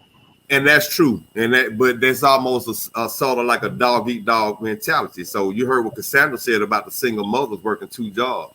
See, one thing about humanity is that there has always been entities and forces that wanted to control, evil people that wanted to be greedy and consume everything. You know, they didn't move like Jesus. That's the reason why Jesus moved the way he did. Ain't that why God sends his only son? To straighten things out, because there was some people out here that wasn't being humane. So it was his job to make sure he had outreach. You know, Leonard said something earlier. Some of them have the title in their name: outreach, faith outreach ministry. Most of the time, you know, they out there in the streets reaching out, trying to grab homeless people, people in despair. You can hear it in the title, but still at the same time, you know, the church is supposed to be doing what Jesus would do. And that's that. You break it down plain and simple as that. If the church is supposed to be doing what Jesus is doing, then you know that there has to be some compassion, there has to be some benevolence, there has to be some charity, because you are here to fight the same forces that Jesus fought, whether it was government, which probably in most places government and rule and law originated from religion, but it's supposed to be fighting those entities that choose to oppress, those people that choose to be greedy and create a poor class, because if they didn't have a poor for them to manipulate, they wouldn't be rich. Listen, if the United States hadn't had slaves to go and undersell cotton and become the richest country on the planet, America wouldn't be what it is right now. What did they have to do? They had to do some low down stuff. It wasn't no Jesus in them. They preached it, but they was more about prosperity. The good old United States, if you look up the word prosperity now, it says it's closely associated with money. You think about how America became and what it did to become what it became. And all the elite that's still reaping the benefits from those trades, selling cheap cotton, free cotton from free labor. and just taking over the market. I mean, the South in itself at one point in time had the most. I'm gonna say, you know how you have these places that have the quickest people to get to being millionaires and stuff like that. At one time, the South had the most in the world because they was making so much money hand over foot. They had to create a poor class for that to happen. They had to do some unfair labor practices. So like right now, to this day and time, we out here fighting for minimum wage increases. In 2021, we trying to get it in double digits. And you got people that's fighting that.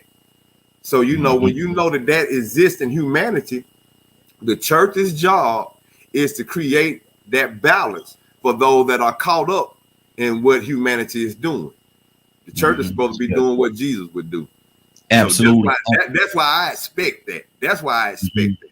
Because I don't heard the Jesus story.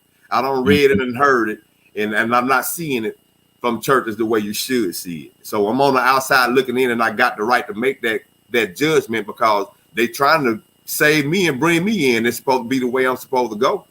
And I ain't seeing you doing the things that you need to be doing compared to what Jesus did.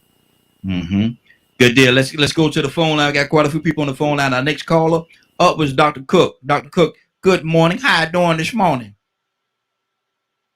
Well, I missed the topic.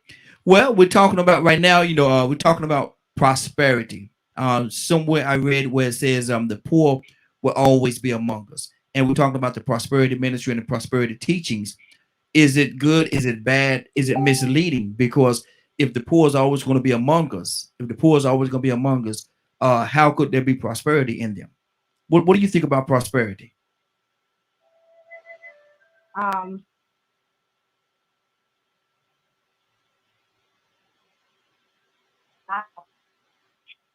Dr. Cook?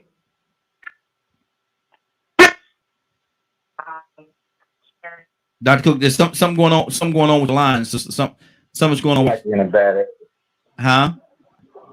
She might be in a bad area. Yeah. We got a bad connection with you, sis. Let me come back to you. Hold on. Hopefully you will get in a better area, and we'll come right back. Don't hang up. We'll come back to you. Okay. Toussaint. Good morning, sir. How you doing this morning? Doing all right. Hey, doing good. Prosperity, man. Prosperity preaching, prosperity teaching. Toussaint, what do you think about it? What's on your heart concerning that? You know, we can manipulate any passage of scripture we want to and justify it and say that the Bible says this or that. And when you talk about prosperity, I heard y'all talking about prosperity. Can you hear me? Yes, I could. When I heard y'all talking about prosperity and the prosperity message, I was trying to figure out where could that have, and I don't have to be right, I'll never try to be right. Where could that have possibly come from?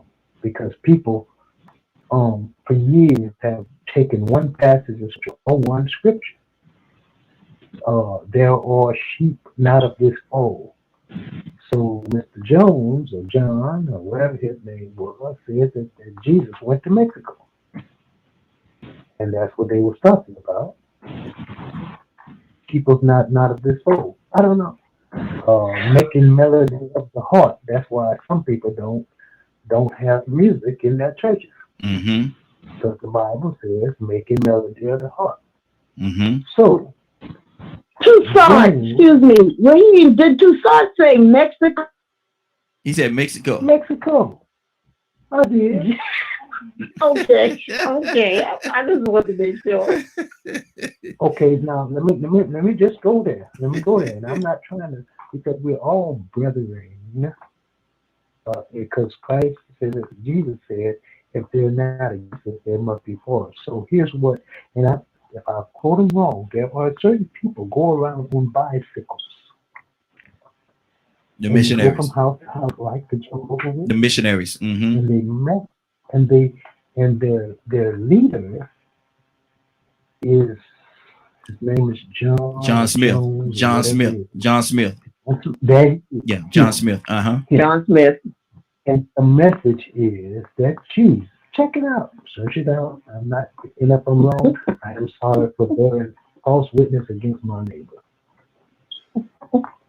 And I have to repent for that. But check it out and tell me if that's not the message that their leader, just like the Jim Jones leader or any other leader, they personally or in an apostle that heard from Jesus himself. Okay, check it out. Now, prosperity, beloved, I wish above all things that thou is prosper, there it is, and be in health. Don't worry about health. Let's focus on prosperity. Even, but they miss this part, even as thy soul prospereth. Wait a minute now. We're not talking about money because this is just me, but what will a man give in exchange for his soul? A man will do anything for the love of money, which is evil. I'm just saying. I don't have to be right, but I sure ain't stupid. Come on now. Come on, boy. You pulling back some layers now. You pulling back some layers. Captain Leonard, talk to me, brother. Cassandra, come to you next. Well, I'm just listening. I don't have a whole lot to talk about because I'm pro prosperity. If I wanted to find something negative in it, I'd assume I could, but I'm not necessarily looking for it.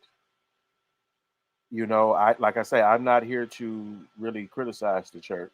And let's clear up one thing. My mission is not the same mission of Christ. Christ has a completely different purpose and a completely different recognition he needs to be given for why he came. You know, let's not get that confused. You're not Christ, nor could you have ever done what he did. So let's get that straight. When we're talking about the church, we're talking about his examples and teaching on how to live a life acceptable to the Father, which is what he taught. And here's the way. And at the end, this is how you get to him.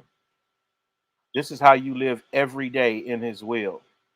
This is what he will do for you if you have faith in him. So let's separate that from these social cultural issues and stop attributing them to some type of failure of the scripture in any which way, form, or fashion. Prosperity is all through the Bible. It's not this some evil thing. My salutations and greetings to people is peace and blessings, because I hope that you will be blessed. Live long and prosper. No weapon formed against me shall prosper, which means the enemy shall not prosper over me. So we have to get into our minds, what is our purpose of this discussion? Is it to prove that churches are not worthy of their mission? Or is it just simple fact of uncovering wolves in sheep's clothing? Who's the target of this criticism? Because for every church not doing something, that's those people in that congregation. They may not even represent what you believe they should be representing. I can't say because I don't know. All I can tell you is the churches that I work with, and every church that I have worked with has been from an outreach perspective. That's work. That's working. You know, that's working in the church, working in the ministry, or what have you. So I don't sit here and say, okay, this preacher ain't doing what he's supposed to do. He may not be doing it the way I would do it. But what is he doing and how is he doing it? Who is he reaching? You know, sometimes we blow things completely out of proportion. Completely out of proportion. And I think that happens a lot with the churches because it's easy to lump people together and say, well, the church ain't this, well, the church ain't that. No, I want to hear about the church that you go to and what you all are about and what you are doing. because as a Christian from a missionary church, wherever I go and live, if I have been doing what I am supposed to do and I have a church family, I can immediately go into another community to that church and present a letter to that pastor to let him know my experience in this faith and to fit in to where I have moved to. If I've moved away from my home church, for instance, remember you used to go to church, you want to join church by letter. You've heard it. By Christian experience and things of that nature. So it's completely different than this, hey, let's sit back and burn down the church. Now, if you guys, I don't care what you do, you can pull all these filthy preachers out and tar and feather them if you would like. But don't say what someone is not doing if you don't know. Because they are probably doing something. You just don't know about it. The churches with a lot of money have huge outreach ministries. They have huge programs and resources for anyone that would like to come to these churches. I've been to them. The things that they offer are huge. But if you just go in there and want to stand in line and somebody put some money in your hand, that's not what you go to church for. You shouldn't go to church for that. You shouldn't be counting you shouldn't be counting the pastor's money. You get a salary from that church. They sit down and go over books and Christian and finance meetings in most churches for members. If you're not happy, go somewhere else and don't participate. Let me ask them, and we're gonna switch up just a little bit, and we got another caller. We're gonna come to you in just 1 second. How do you all feel about the church and the 501c3? Because I've heard a lot of different things about how that lines up and what they're doing and some of the things that you can and cannot do up under the umbrella of that 501c3. Cassandra, talk to us, educate us on that.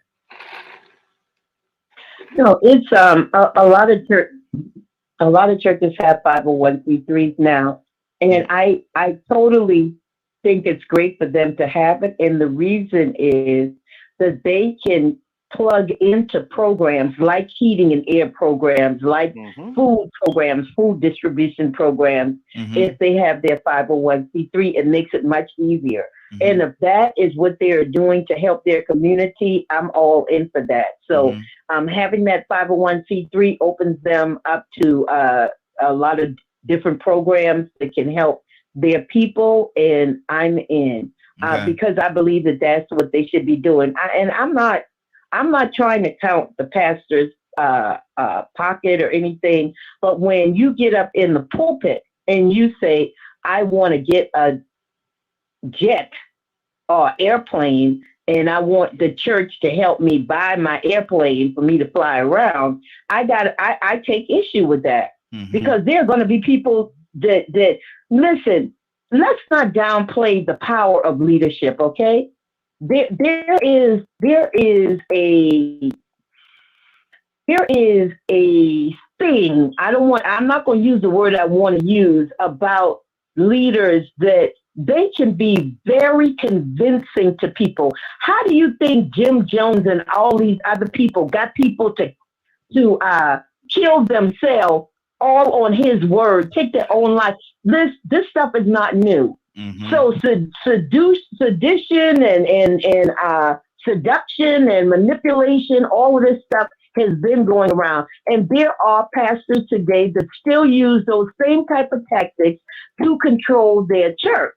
So for me, if you get a 501c3 and you're using it to bring in programs to help your community, the community that you're in, and the people in your church, I'm all in.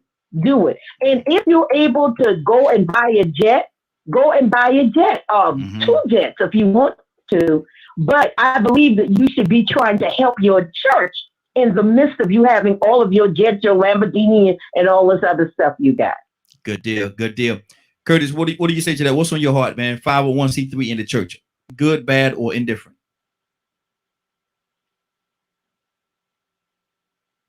Curtis, you there? Okay, Curtis may have stepped away for a second. keep this thing moving. Toussaint, talk to me. 501c3 in the church.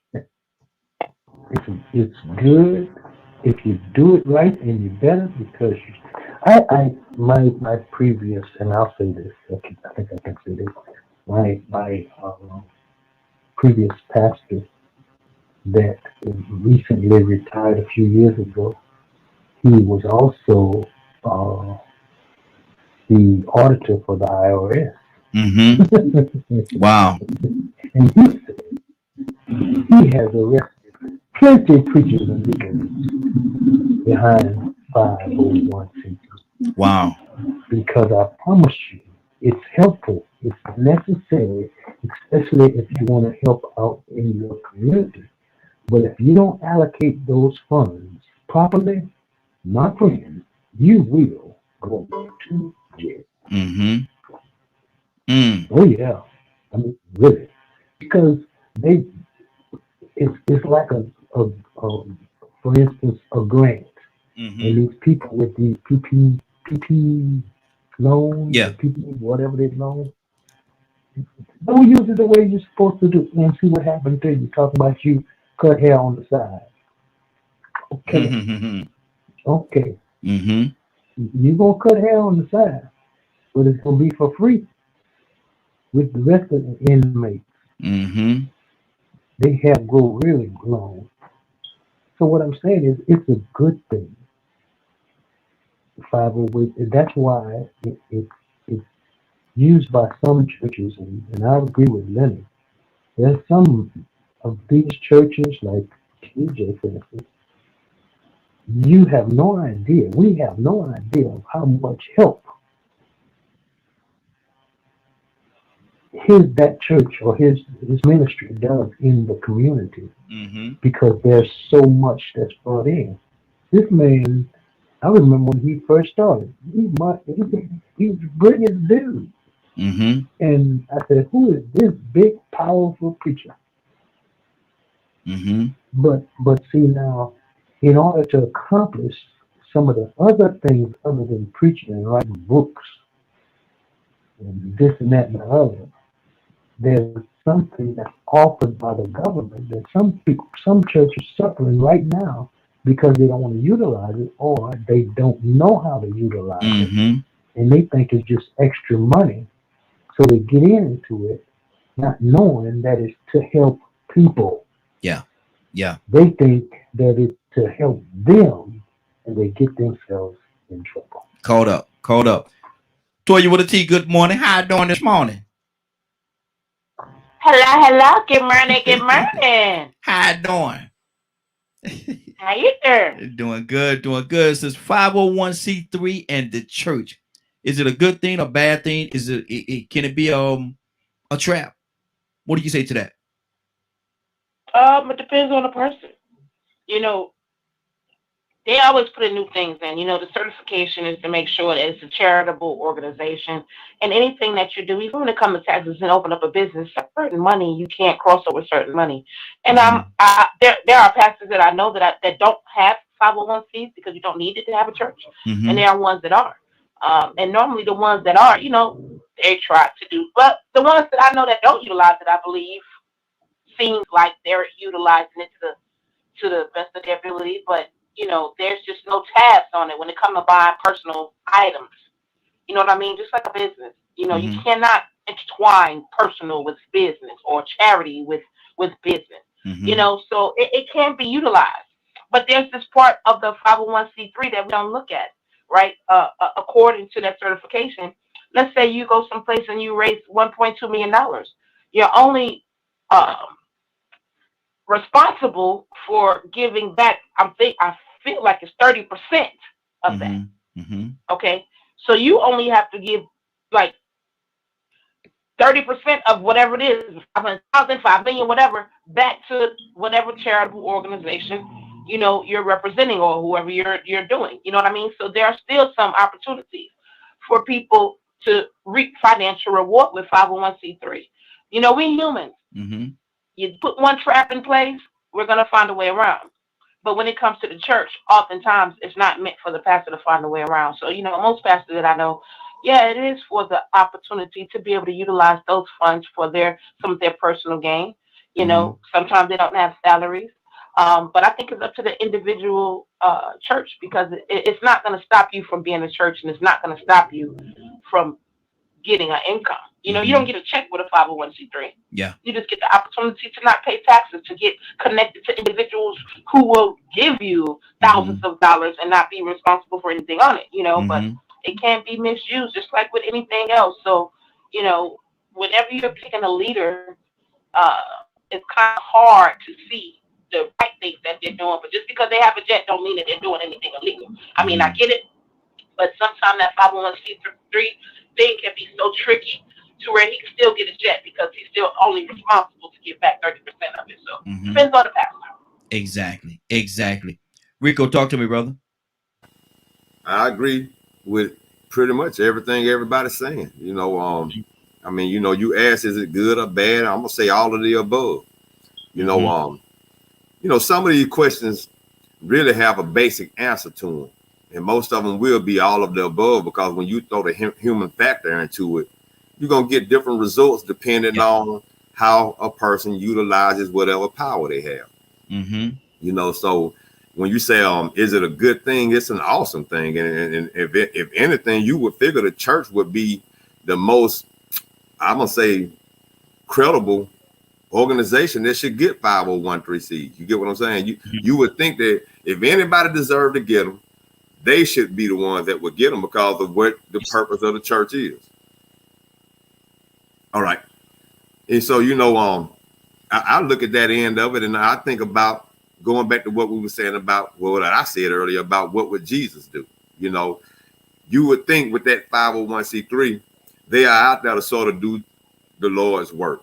They're out there to help the community, because I think the churches all should be about community. You have some of them that call themselves community outreach. That word outreach, missionaries. They, you know, they actually go to lead people into the right direction and into salvation, introduce them into religion, introduce them to Jesus, like in most cases, I believe.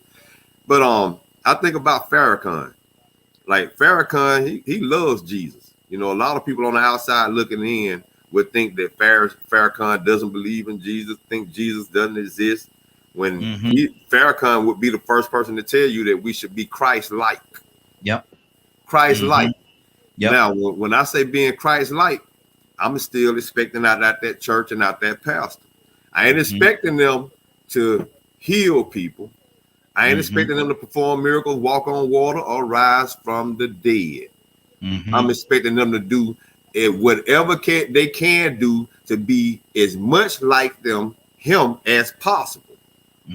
So you ain't gonna be able to be Jesus. Leonard said it earlier. No, we're not Jesus. You ain't Jesus. But it's your job as a leader in those positions to try to do his will, because you are still there with the same purpose that he had.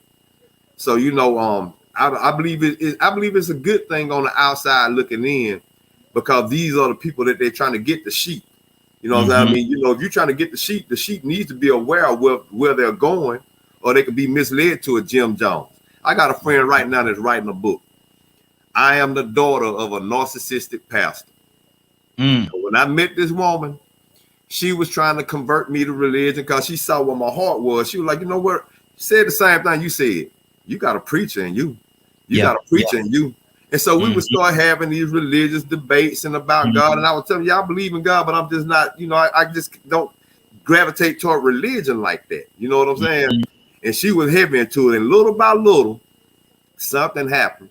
She started waking up, and then she started revealing some things. And now she's fixing to put it in the book. And every now and then she releases recordings. She sent me a recording that her daddy sent her. And I've seen some of his sermons. And when I tell you, it depends on how you utilize that word as the leader of a congregation, what job you're doing with the people, where your heart is coming from. So it's very critical for us to actually do judge these pastors, because if you ain't careful, you'll be misled. You'll end up in a Jim Jones situation. Man, if you heard some of the stuff this man said, you'd be like, man, but it's subliminal. You know what I mean? He actually said things that would almost he would insinuate that if you went against him, he had such a connection with God that he would have God kill you. Yeah. I mean, you know what I'm saying? But some people would pick up on it. They would just listen to him. But I'm listening to what she's saying. And like I said, she finally woke up from it. So, you know, you have to have that gift of discernment, because some people really do take advantage of being in that pulpit.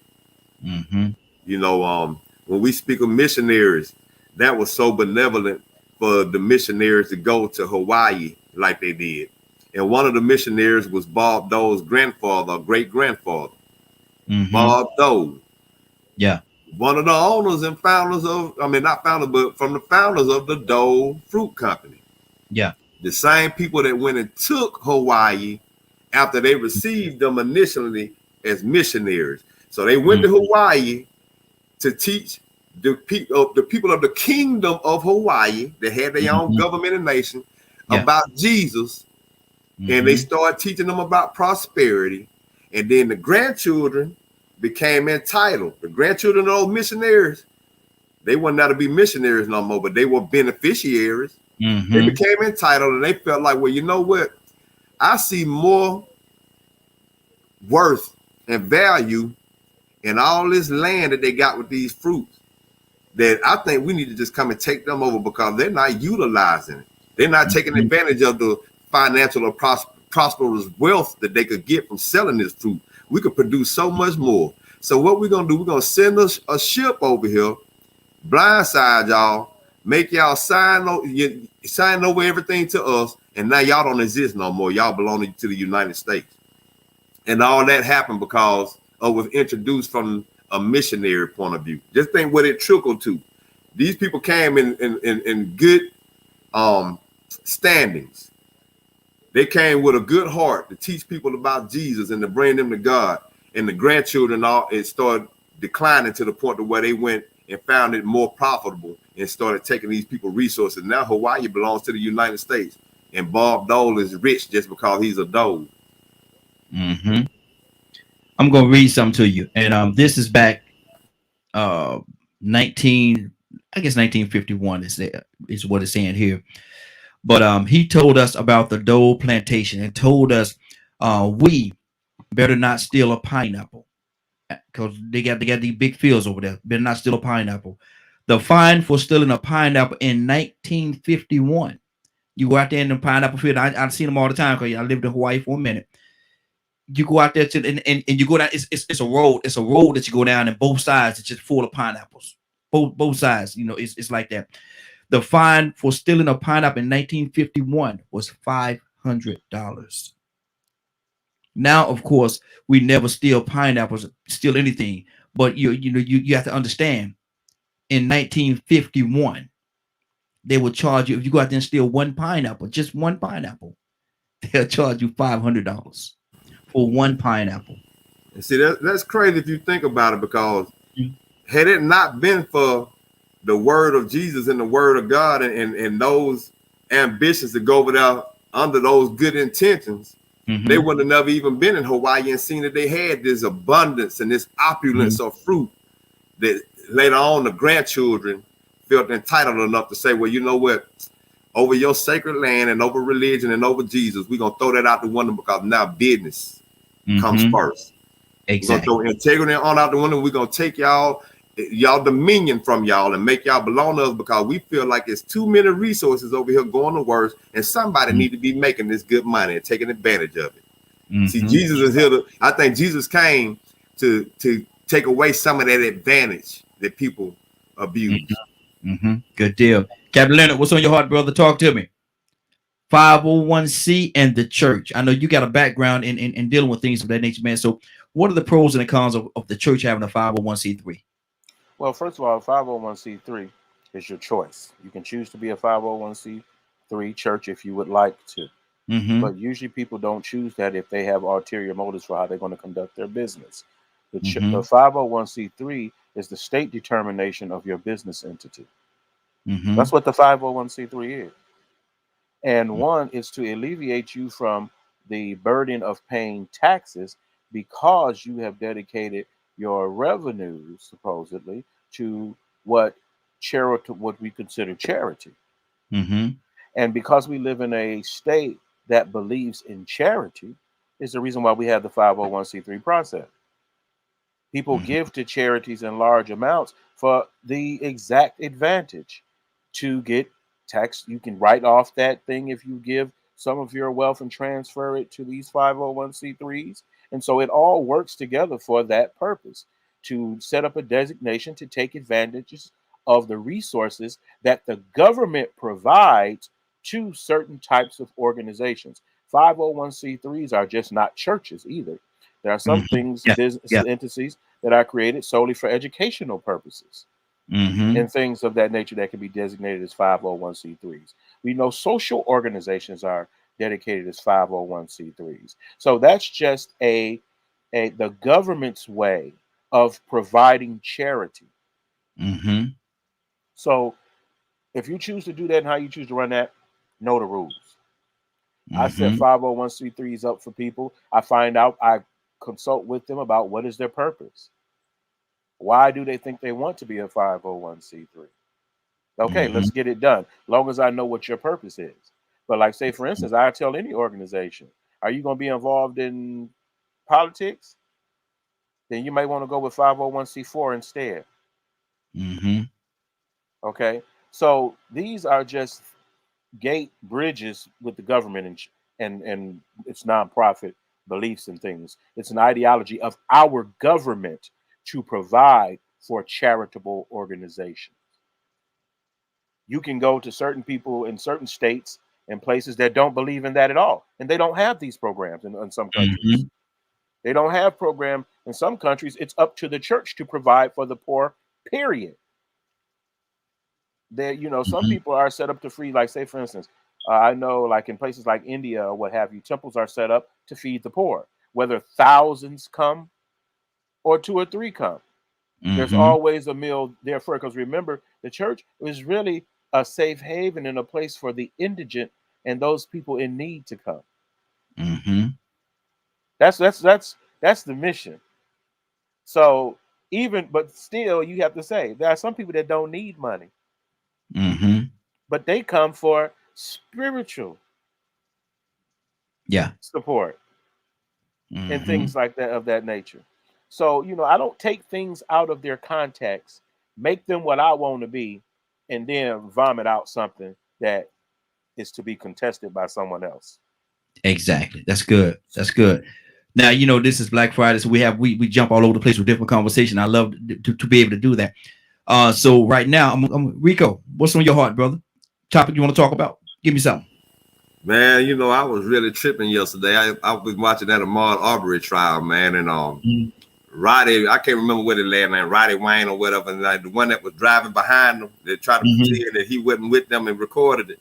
His attorney saw Al Sharpton in the courtroom and said he didn't want no more black pastors in there, man. I mean, man, if that ain't letting you know that Brunswick is racist, man, this joker actually said, how would you feel if they had Colonel Sanders come in with a mask on? Oh my goodness, man, did you actually just say you didn't want no more black pastors to come and be in the courtroom?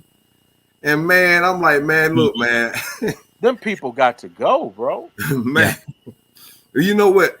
I think the way we move as a black community, knowing the situation, that we got to come, I ain't gonna say we got to come up with a strategy, but there has to be some type of ideology of the way that we move to the point where we can start infiltrating these neighborhoods, just like we infiltrate these politics to get our agenda across. Infiltrate some of these sundown towns. You know what I'm saying? Infiltrate them and become the majority, force our way in, because they always run. Don't get me wrong, they love to run when we infiltrate, but I think we need to make more of an effort, because that is the only way we're gonna get rid of people in government like that. I mean, that's an attorney though. That's not the prosecutors that said that. That was just an attorney. The defense. To just to even know that. Man, that was crazy that he even sat in that courtroom and said that. And there are certain people, and also, not to mean to jump in there, but I've been in that situation where we've heard similar things said, And remember, there, you know, like I say, the dog whistles and things like that. And see, I got in a black man's case about this, who was with the sheriff's department, who said these things in the media. And then he said, "Can I talk to you for a minute?" Okay, I'm gonna talk to you. Well, you know, I don't appreciate how y'all came out here and did this, and I don't appreciate not being called less of a black man. Hold on, brother. Let's read what you said. Yeah. You said the exact same thing that white racist KKK Connor said to black people protesting. And now you want to come up here talking about, well, I don't feel that I should be treated that way. Then stop acting like a white man. And you won't be treated like that. Now here you is with all this badge on your chest, second in command, and all these types of things. And all somebody wants you to do is what is righteous, but you want to talk about what now? You sound like them. See, when I go to do certain things, I don't like for people, like, they'll sit in and they'll say, they'll be very apprehensive at first. And I let them, I'm here on behalf of this organization to gather facts. Your feelings about the leader of the organizations or whatever, that don't even matter to me. Yeah, exactly. I'm just here to get the facts. And I'm willing to work with you on whatever is necessary to reconcile any misconceptions you may have. But now let's go to this Department of Justice complaint. I'm not here because of how you feel. It's to right the wrong. And I think that's where people get, why we have such a hard problem coming together, is because everybody believes that their own perception should reign. That doesn't work that way. And you have some people that take it just way too far. They apply their opinion to everything. They generalize everything, and that's their view of the world. But when you get in here and you're trying to actually do some work, you got to put that to the side. You got to put that to the side, man. If you're really about the right thing, I want to say something that Rico said. That devil don't go nowhere for any right reason. I don't care. The devil was in them when they went doing what they was doing. Well, the missionaries, every missionary ain't about the word of God. Don't think it for one moment. Because you see white, it's right. Come on. You were not taught this concept where I'm from. It is embedded in some people's mind because of where they were raised. And so it's our job to free the minds of our brothers and sisters that believe this way. Look at how we had to drag two of them the other day. Yes, sir. I don't appreciate that. You know, because that's sad. That's sad, man, in spite of everything that you know and you have access to, that you still believe this way. And you think it's the best way to go. That's what breaks my heart more than anything, is that in the presence of knowledge, you still choose ignorance and lies. Wow. So let's separate the wheat from the tariff, really. Really. Not just sit here and pick, well, I ain't like what he did on Thursday. But what about all the other days of the week? Exactly. We all not going to agree. You know. And it's okay. I say it all the time. It's okay. Okay. You can start a church if you wanted to, a 501c3, pay the fee, whatever it costs. It usually is not that much. Start you a 501c3, raise money and give away every dime.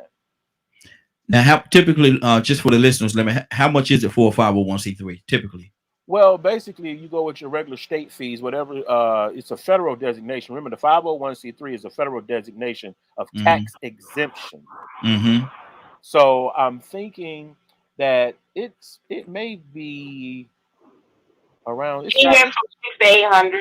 Yeah, it could. Depending on how much money that you make. Because so if you're under, most 501c3s don't start with $50,000 already. In a bank somewhere. So usually if you ain't got no money, you just pay a regular rate.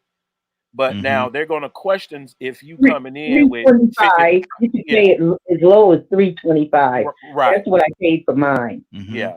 $325. Yeah, we were about to say 500 at the most. $1,000 a year. Mm-hmm. And yeah, and it just depends on what you plan on doing and how you communicate that once you get that, because it's not hard to get. Mm-hmm. You know, you can do it online, as a matter of fact. Mm-hmm. So basically, what most people have to realize is those thresholds for certain things. Now they're going to question you if you have $50,000 already. Mm-hmm. They want to know where it come from. Yeah. You know, they will watch you. Mm-hmm. Wait a minute now, you soon as you open up a 501c3, you put $50,000 in that 501c3 account. Mm-hmm. Something ain't right. Now, so it ain't like something ain't right. Explain it. It's not saying it's not right, but you must explain that. That's all they want is an explanation, and the explanation just has to be reasonable. Yeah. If you want to go look at people misusing it, go look at the trials of people who they've caught misusing 501c3. And they set it up for embezzlement. That was their whole purpose of setting up their 501c3. Mm-hmm. Is to embezzle the funds for personal use. And when questioned about it, they could not prove that it was for the purpose that they solicited that 501c3 under. That's why they get in trouble. But I don't care if you got $1 billion. If you can justify it, you can justify it. If you can't, you can't. Yeah. Yeah. So it's to be used for that purpose. It's great to have intelligent pastors with great teams that know how to secure grants and pull down resources and everything to accomplish the missions that they have in their organizations. If your mission is to alleviate homelessness and you get your 501c3, there are funds that you can pull down from the government to help people to make sure they get in homes and things like that. So that is what that whole process is for. It ranges, like you say, up to about $400 or so. And you could use it and make it as prosperous as you want to make it. And that's all these preachers have done that are very, very wealthy. Okay. Is that they have a passion for what they're doing. And they build it. And because they did it so well, is the reason why they prosper. Many churches fail because they don't have good leaders. You know, so the better leaders make more out of that 501c3. That's good. Because a lot of them are educated, they have business degrees, all of that. But while you sitting there in your own world thinking it takes the spirit, that has nothing to do with 501c3. Good deal. Good deal. Toy, you want to talk to me, sis?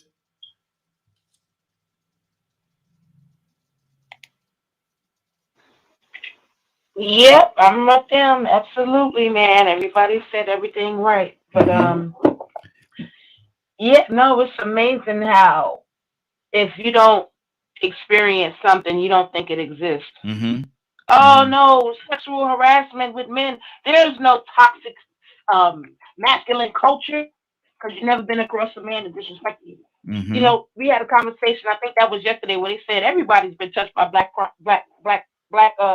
crime. That's not true. There's a lot of people that ain't been robbed by black people. A lot of people I know that have been robbed by white people, not black people. There's a lot of people I know that never been beat by black people, never had black people, had issues with white people.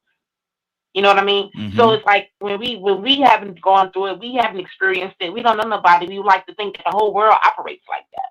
You know, and that's not the case. You know, as a leader, not even only a 501c3. If you come up with 50,000 in your account out of the they don't want to know what you got to crime and what you did too. Because you know the government, like what you're saying, when they went to land and took over, that's kind of like their process. They want to know everything that we're doing, what we're doing it with, where the money going, things of that nature. Even though we know that this system was built by corrupt people to do corrupt things, they are still going to make sure they put things in place where there's no corruption. Isn't that an oxymoron? Should we call that hypocrisy? I don't know. But this is just the system that we're in. So, you know, again, as a leader, and I'm going through this with people at work. You can't expect for the president to do the right thing when you can't even flip them burgers like you supposed to. You ain't got no integrity with flipping burgers, but you want somebody else and somebody else's job to have integrity. We really need to think about some of the things that we put out there. And not for nothing, I'm going to say this too, because somebody said this earlier about the missionaries going over to a land and taking things and whatever. And a comment from yesterday too. Marching brought down walls of Jericho for one. But if you allow another human being to come take what God has given you, you know, land full of pineapples and things of that nature, you know, and you don't fight for it, I'm like, hey, you know what it is? And we know a lot of people lost their lives because they took things and it wasn't given it to them. But that same spirit still hinders us because that's why we don't fight. So, you know, oh, well, I'm not going to fight because if I fight back on getting my land back that my people lost me, they're going to come kill me. If you do this, that, and the third, and you don't want to do this, that, and the third, they're going to come kill me. And I feel like the spirit has burdened us so we just don't fight no more. We just go with whatever they say. Oh, that's what it is. You know, we just roll with it because the game, they have the game locked up. So, you know, to come up with a strategy, it's like, do we go back to the thought pattern? Will they let us come up with a strategy? No, we as humans, we cannot continue to sit back, especially our people. We cannot sit back and allow the world to dictate what we're going to have. We got to get up and take it. Whether it's doing it with a 501c3, but if you ain't did it without one, you sure ain't going to do it with one. So, you know, we just have to be mindful. Like I said yesterday, the issue with us is that we have to change our hearts. Us humans, we have to change our hearts. We have to, because it's like the hardening of the heart for whatever, the racist, the woman beater, the abusive pastor, you got a heart issue. And you put your heart into what the world can give you instead of understanding the real value, the real gem is you, Leonard, Cassandra, Rico. There's nothing that we should be able to do to compromise our humanity, period. And until we change our hearts, we're going to keep having these conversations about stealing from 501c3, stealing from people you know you're supposed to help. Ooh, anything for money. Well, I can't get it this way. Let me get a 501c3 and get some extra money and just negate the love that we need to value the human capital of people that make this world go round. Preach it, preacher. Preach it, preacher. Cassandra, what's on your heart? I think Toya just said it all right there. Oh yeah. It was just that. That's. I mean, she nailed it all. It is a heart issue, and that's why we should. My prayer every morning when I open my eyes, I always ask God to put something or someone in my space that day that I can be a blessing to, whether it's by word or by deed. That's every day. And if we wake up with that thought that it's not about us, it's not about the pain that I'm in this morning, it's not about, you know, anything else, it's about what can I do to make someone else's life better that day. And guess what? In the course of me helping to make someone else's life better, God works out the details in my life. That's what it's all about for me. Absolutely. He always does. That's good. That's good. Tucson. That's right. Tucson, talk to me, brother. Yeah, I think it's all in the heart of a man. I don't know. We're so used to seeing corruption, we think it works. We're so used to seeing people manipulate and come up by manipulating.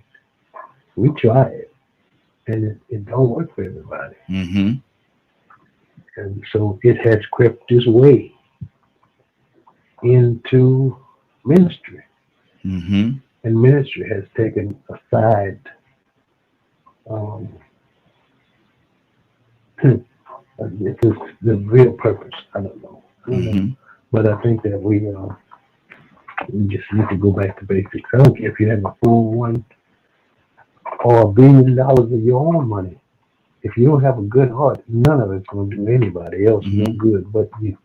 Exactly. Also, right here, I wanted to mention this since we're talking about it.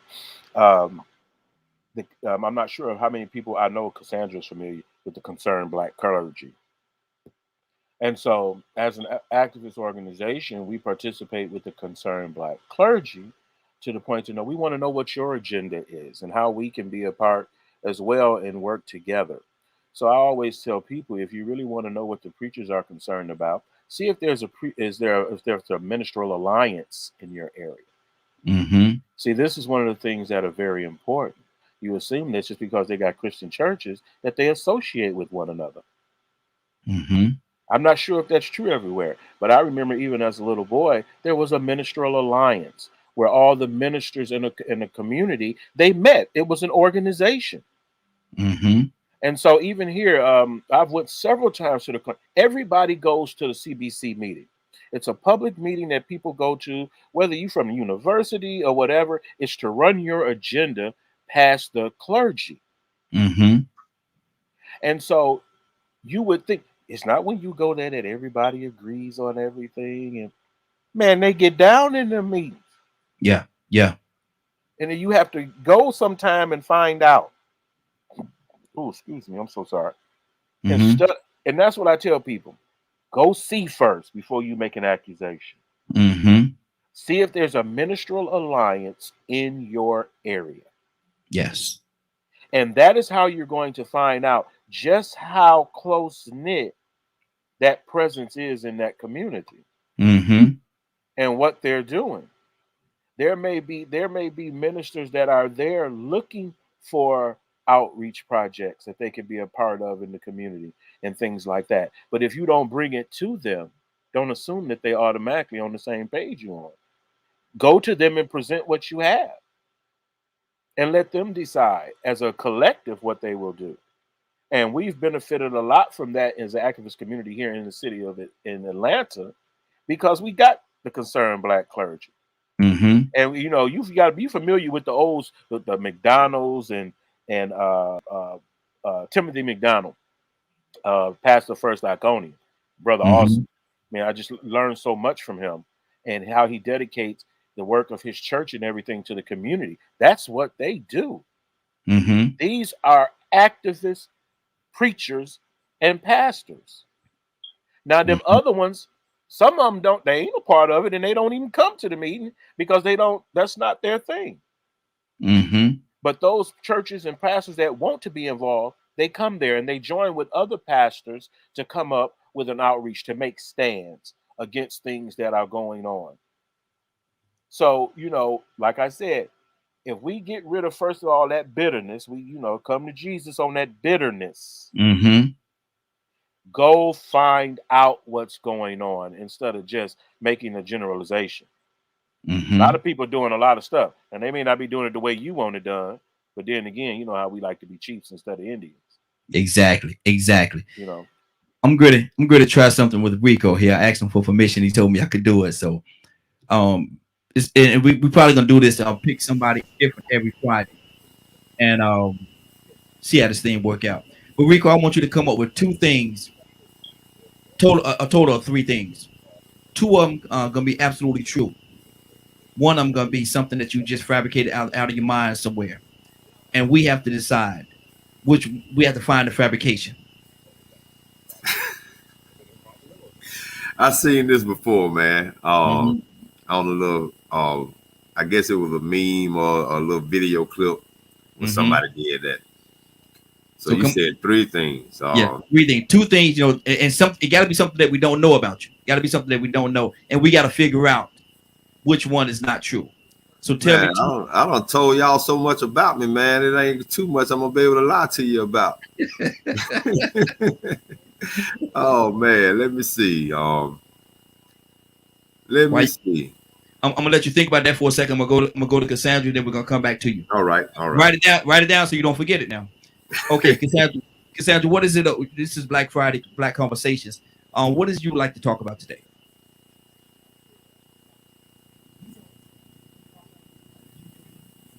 Cassandra?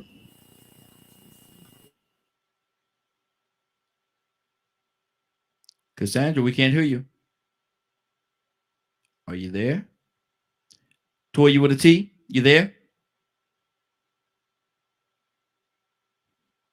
Yeah, I'm here. Okay. What did you want to talk about? Toya, let me do this.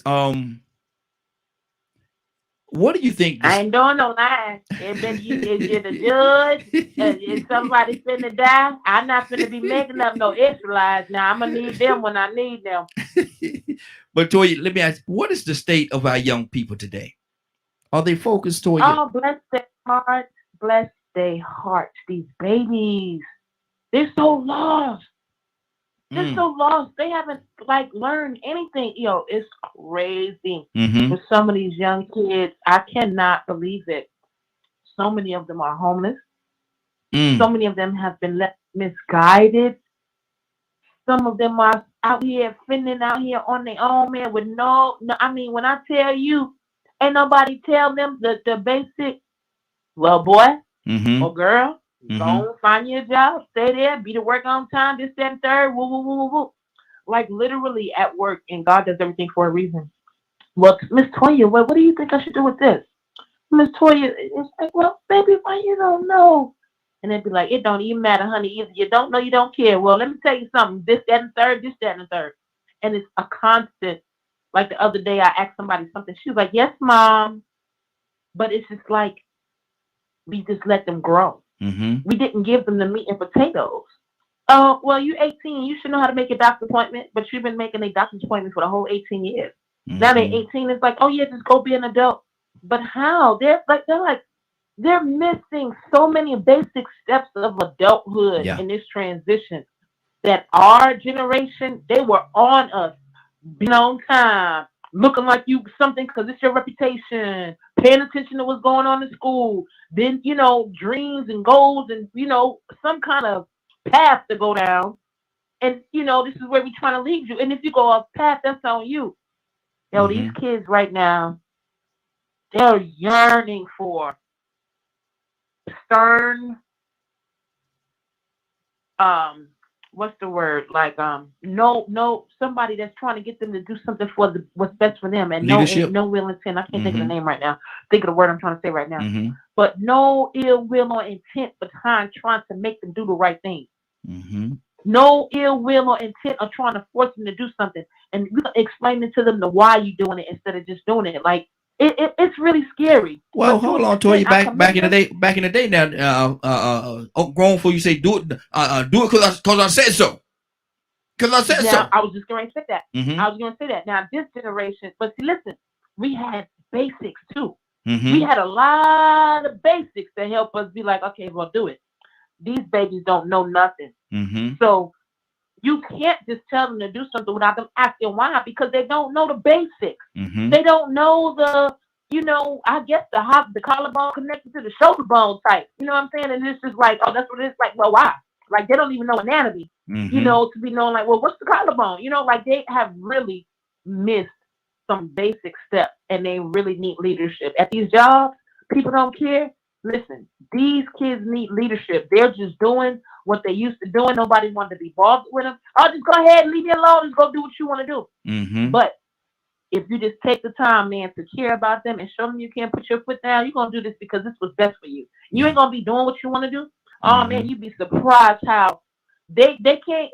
If I'm not at work, Toya, you coming in today? Oh man, Toya, we miss you. Like they're yearning for it, and it's like they don't even know they need it. But it's real scary with like it's just a lot they don't know. Like it's so much.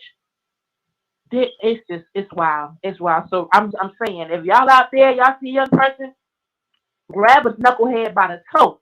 These babies, they lost. Exactly. Cassandra, you back with us? Cassandra, wake up and go to sleep. Wake up and go to sleep. Rico, you ready? Yo, we come on, man. Let me say this right quick though, man. They fixing to start some stuff in Iowa. They're making it now to where you can get unemployment if you get fired for being unvaccinated. Wow. So that means you ain't fixing to have a whole lot of consequences to suffer for standing your ground. They fixing to compensate you for getting fired, man. I think that's so fair. I think it's so fair. I'm ready, man. I got these three little things for you, man. You done got me on this mess, man. I seen that video. I guess, okay, this is the first one. I ran a mile under 5 minutes. Second one, I have dated many women of different races, even Caucasian. Mm-hmm. And the third one, I have never left or visited another country. Lies. All of them, two of them have to be true, and one of them have to be a fabrication. Leonard, what do you? First one's a lie. What's the first one, Rico? I ran a mile under 5 minutes. Okay. So Toya, you saying the first? So Toya, you saying the first one is not right? He ain't Superman. Who's running a mile in under 5 minutes? Okay. Athlete. I don't believe that. Okay. I Leonard. don't believe that. Leonard, which one is not true? I think maybe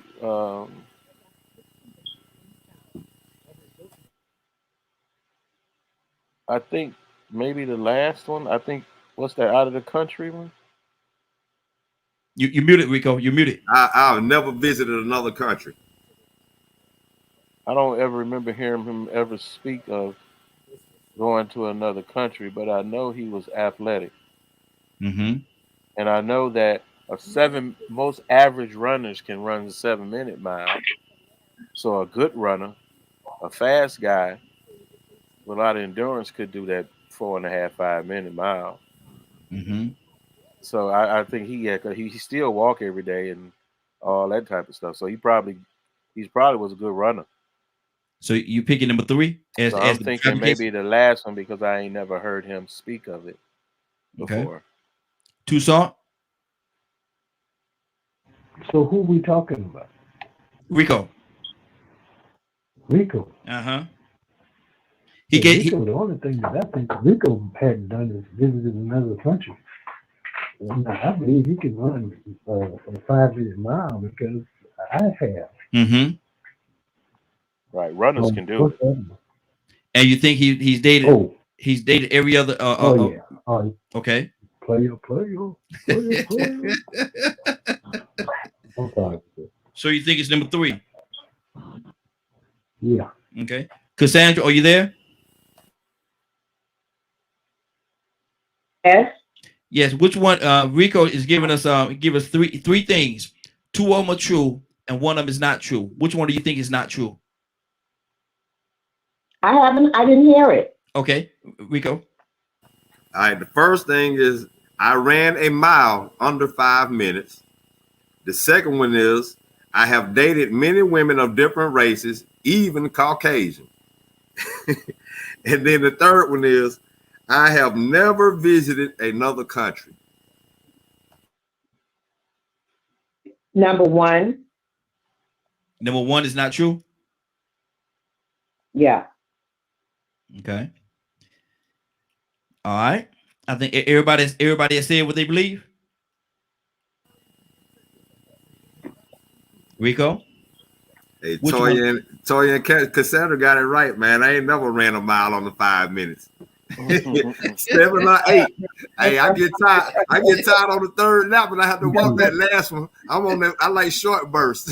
But that's now though, Rico. That's now, right? That was back then too, man. Oh, okay. Because I knew Donald was a runner. Yeah, and I couldn't remember if Rico was an athlete. Hey man, I failed that mile test all through high school. I could do all the running in the world, but when it came to doing that mile, man, it just was something about that last lap. I could never get under 5 minutes, man. I probably did 7 or 8. And I think I wish Kurt was on because I know in the military they only want you to do it in 14 minutes. Good Lord. You almost walk that speed walk. Exactly. Mm-hmm. Most guys knock it out in 7. They runners. They knock it out. Yeah, I thought it was 7 or 8 in the military. Yeah, but they'll give you as much as 4 minutes just to pass. 14 minutes to pass the test. Good Lord. Okay. Well, that was our first. We're gonna do this. We're gonna pick somebody different every week and every Friday, and we're gonna. Where's my prize? Where my prize at? Congratulations. I don't want no congratulations. I'll blow you 2 kisses through the screen. 1 for you and 1 for Cassandra. Congratulations. I'm listening for him. I don't hear it yet. I'm listening for it. Where's that? Oh, they need you to do it again,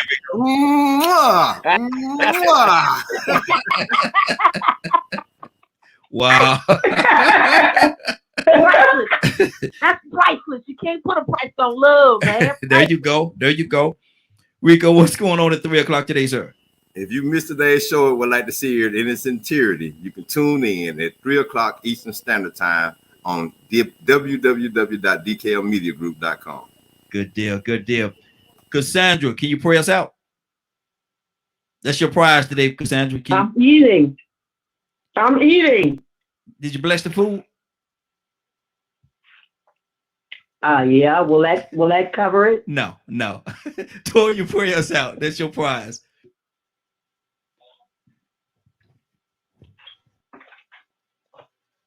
Toya, you there?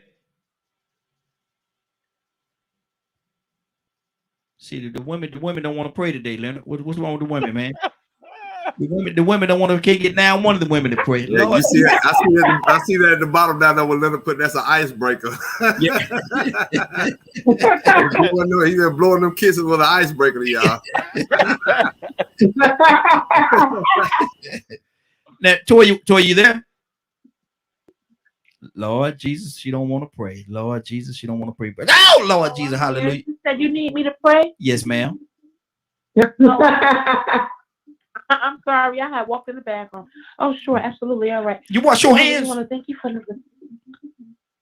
Huh? Did you wash your hands? That's what my mom used to ask me. I did. That's what I was doing. I was wrapping it up, and I heard the pray part. I'm like, oh, that's me. Oh, there you go. Father, we want to thank you for another glorious day. Thank you for another opportunity to come together and have these conversations, Lord, because we know that you're breaking yokes and sending them spirits and rebuking them back to where they came from because they can't stay here. We want to thank you for continuing to keep us protected and keep our minds strong and keep us, importantly, to keep on striving to show the world you, Lord. We want to thank you with your honor, mercy, and praise.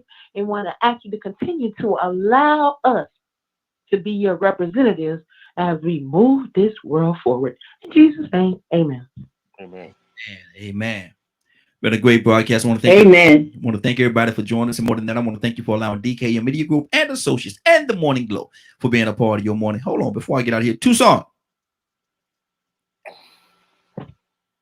Tucson. Yes, sir. Yes, sir. Is something on your heart, brother? Rico, man, I'm sorry. I thought you was athletic. And I thought you probably can do at least a 4.5. Hey, I wasn't doing no better than 8 minutes, man. I'll tell you that last lap, man, I had to walk some of it. Hey, look, when I was running track, my coach came up to me and he said, "Dude, I need you to run the mile." I said, "Coach, that's too many laps for me." But hey, Tucson, you a record holder, right? And where you from? Yeah, that's what they still say. That's what I mean. I think I heard you mention that one time. Yeah. Mm-hmm. Yeah. Okay. That's what they still saying? Wow. It's still there. Yeah. That is awesome. Yeah, that's a big deal. You know, that's a big deal. Yeah. Tucson, when he went to the track, he thought that belt was going to be behind him, so he took off. He thought the belt was behind him. But listen, man, this has been a great broadcast. Again, I want to thank everybody for joining us. And more than that, I want to thank you for allowing DKM Media Group and Associates for being a part of your day. It is now 10:03. You're about to exit the Morning Glow. But before you go, I want you to do me 2 favors, if you will. One, I want you to continue to pray for us because we're certainly praying for each and every one of you. Number 2, why this is real simple. I want you to go out there, find somebody and give them a hug because you never know. It could be the only hug that they get, or it could very well be their last. Love you, and ain't nothing you can do about it. Have a great day and a better tomorrow. And we shine some of this light on you from the Morning Glow. Take it out there into this wicked and cruel world that we live in and let your light so shine. You get an opportunity, give somebody some love. You just might find some love in return. Won't that be a beautiful thing? Have a great day. Take care, and God bless you.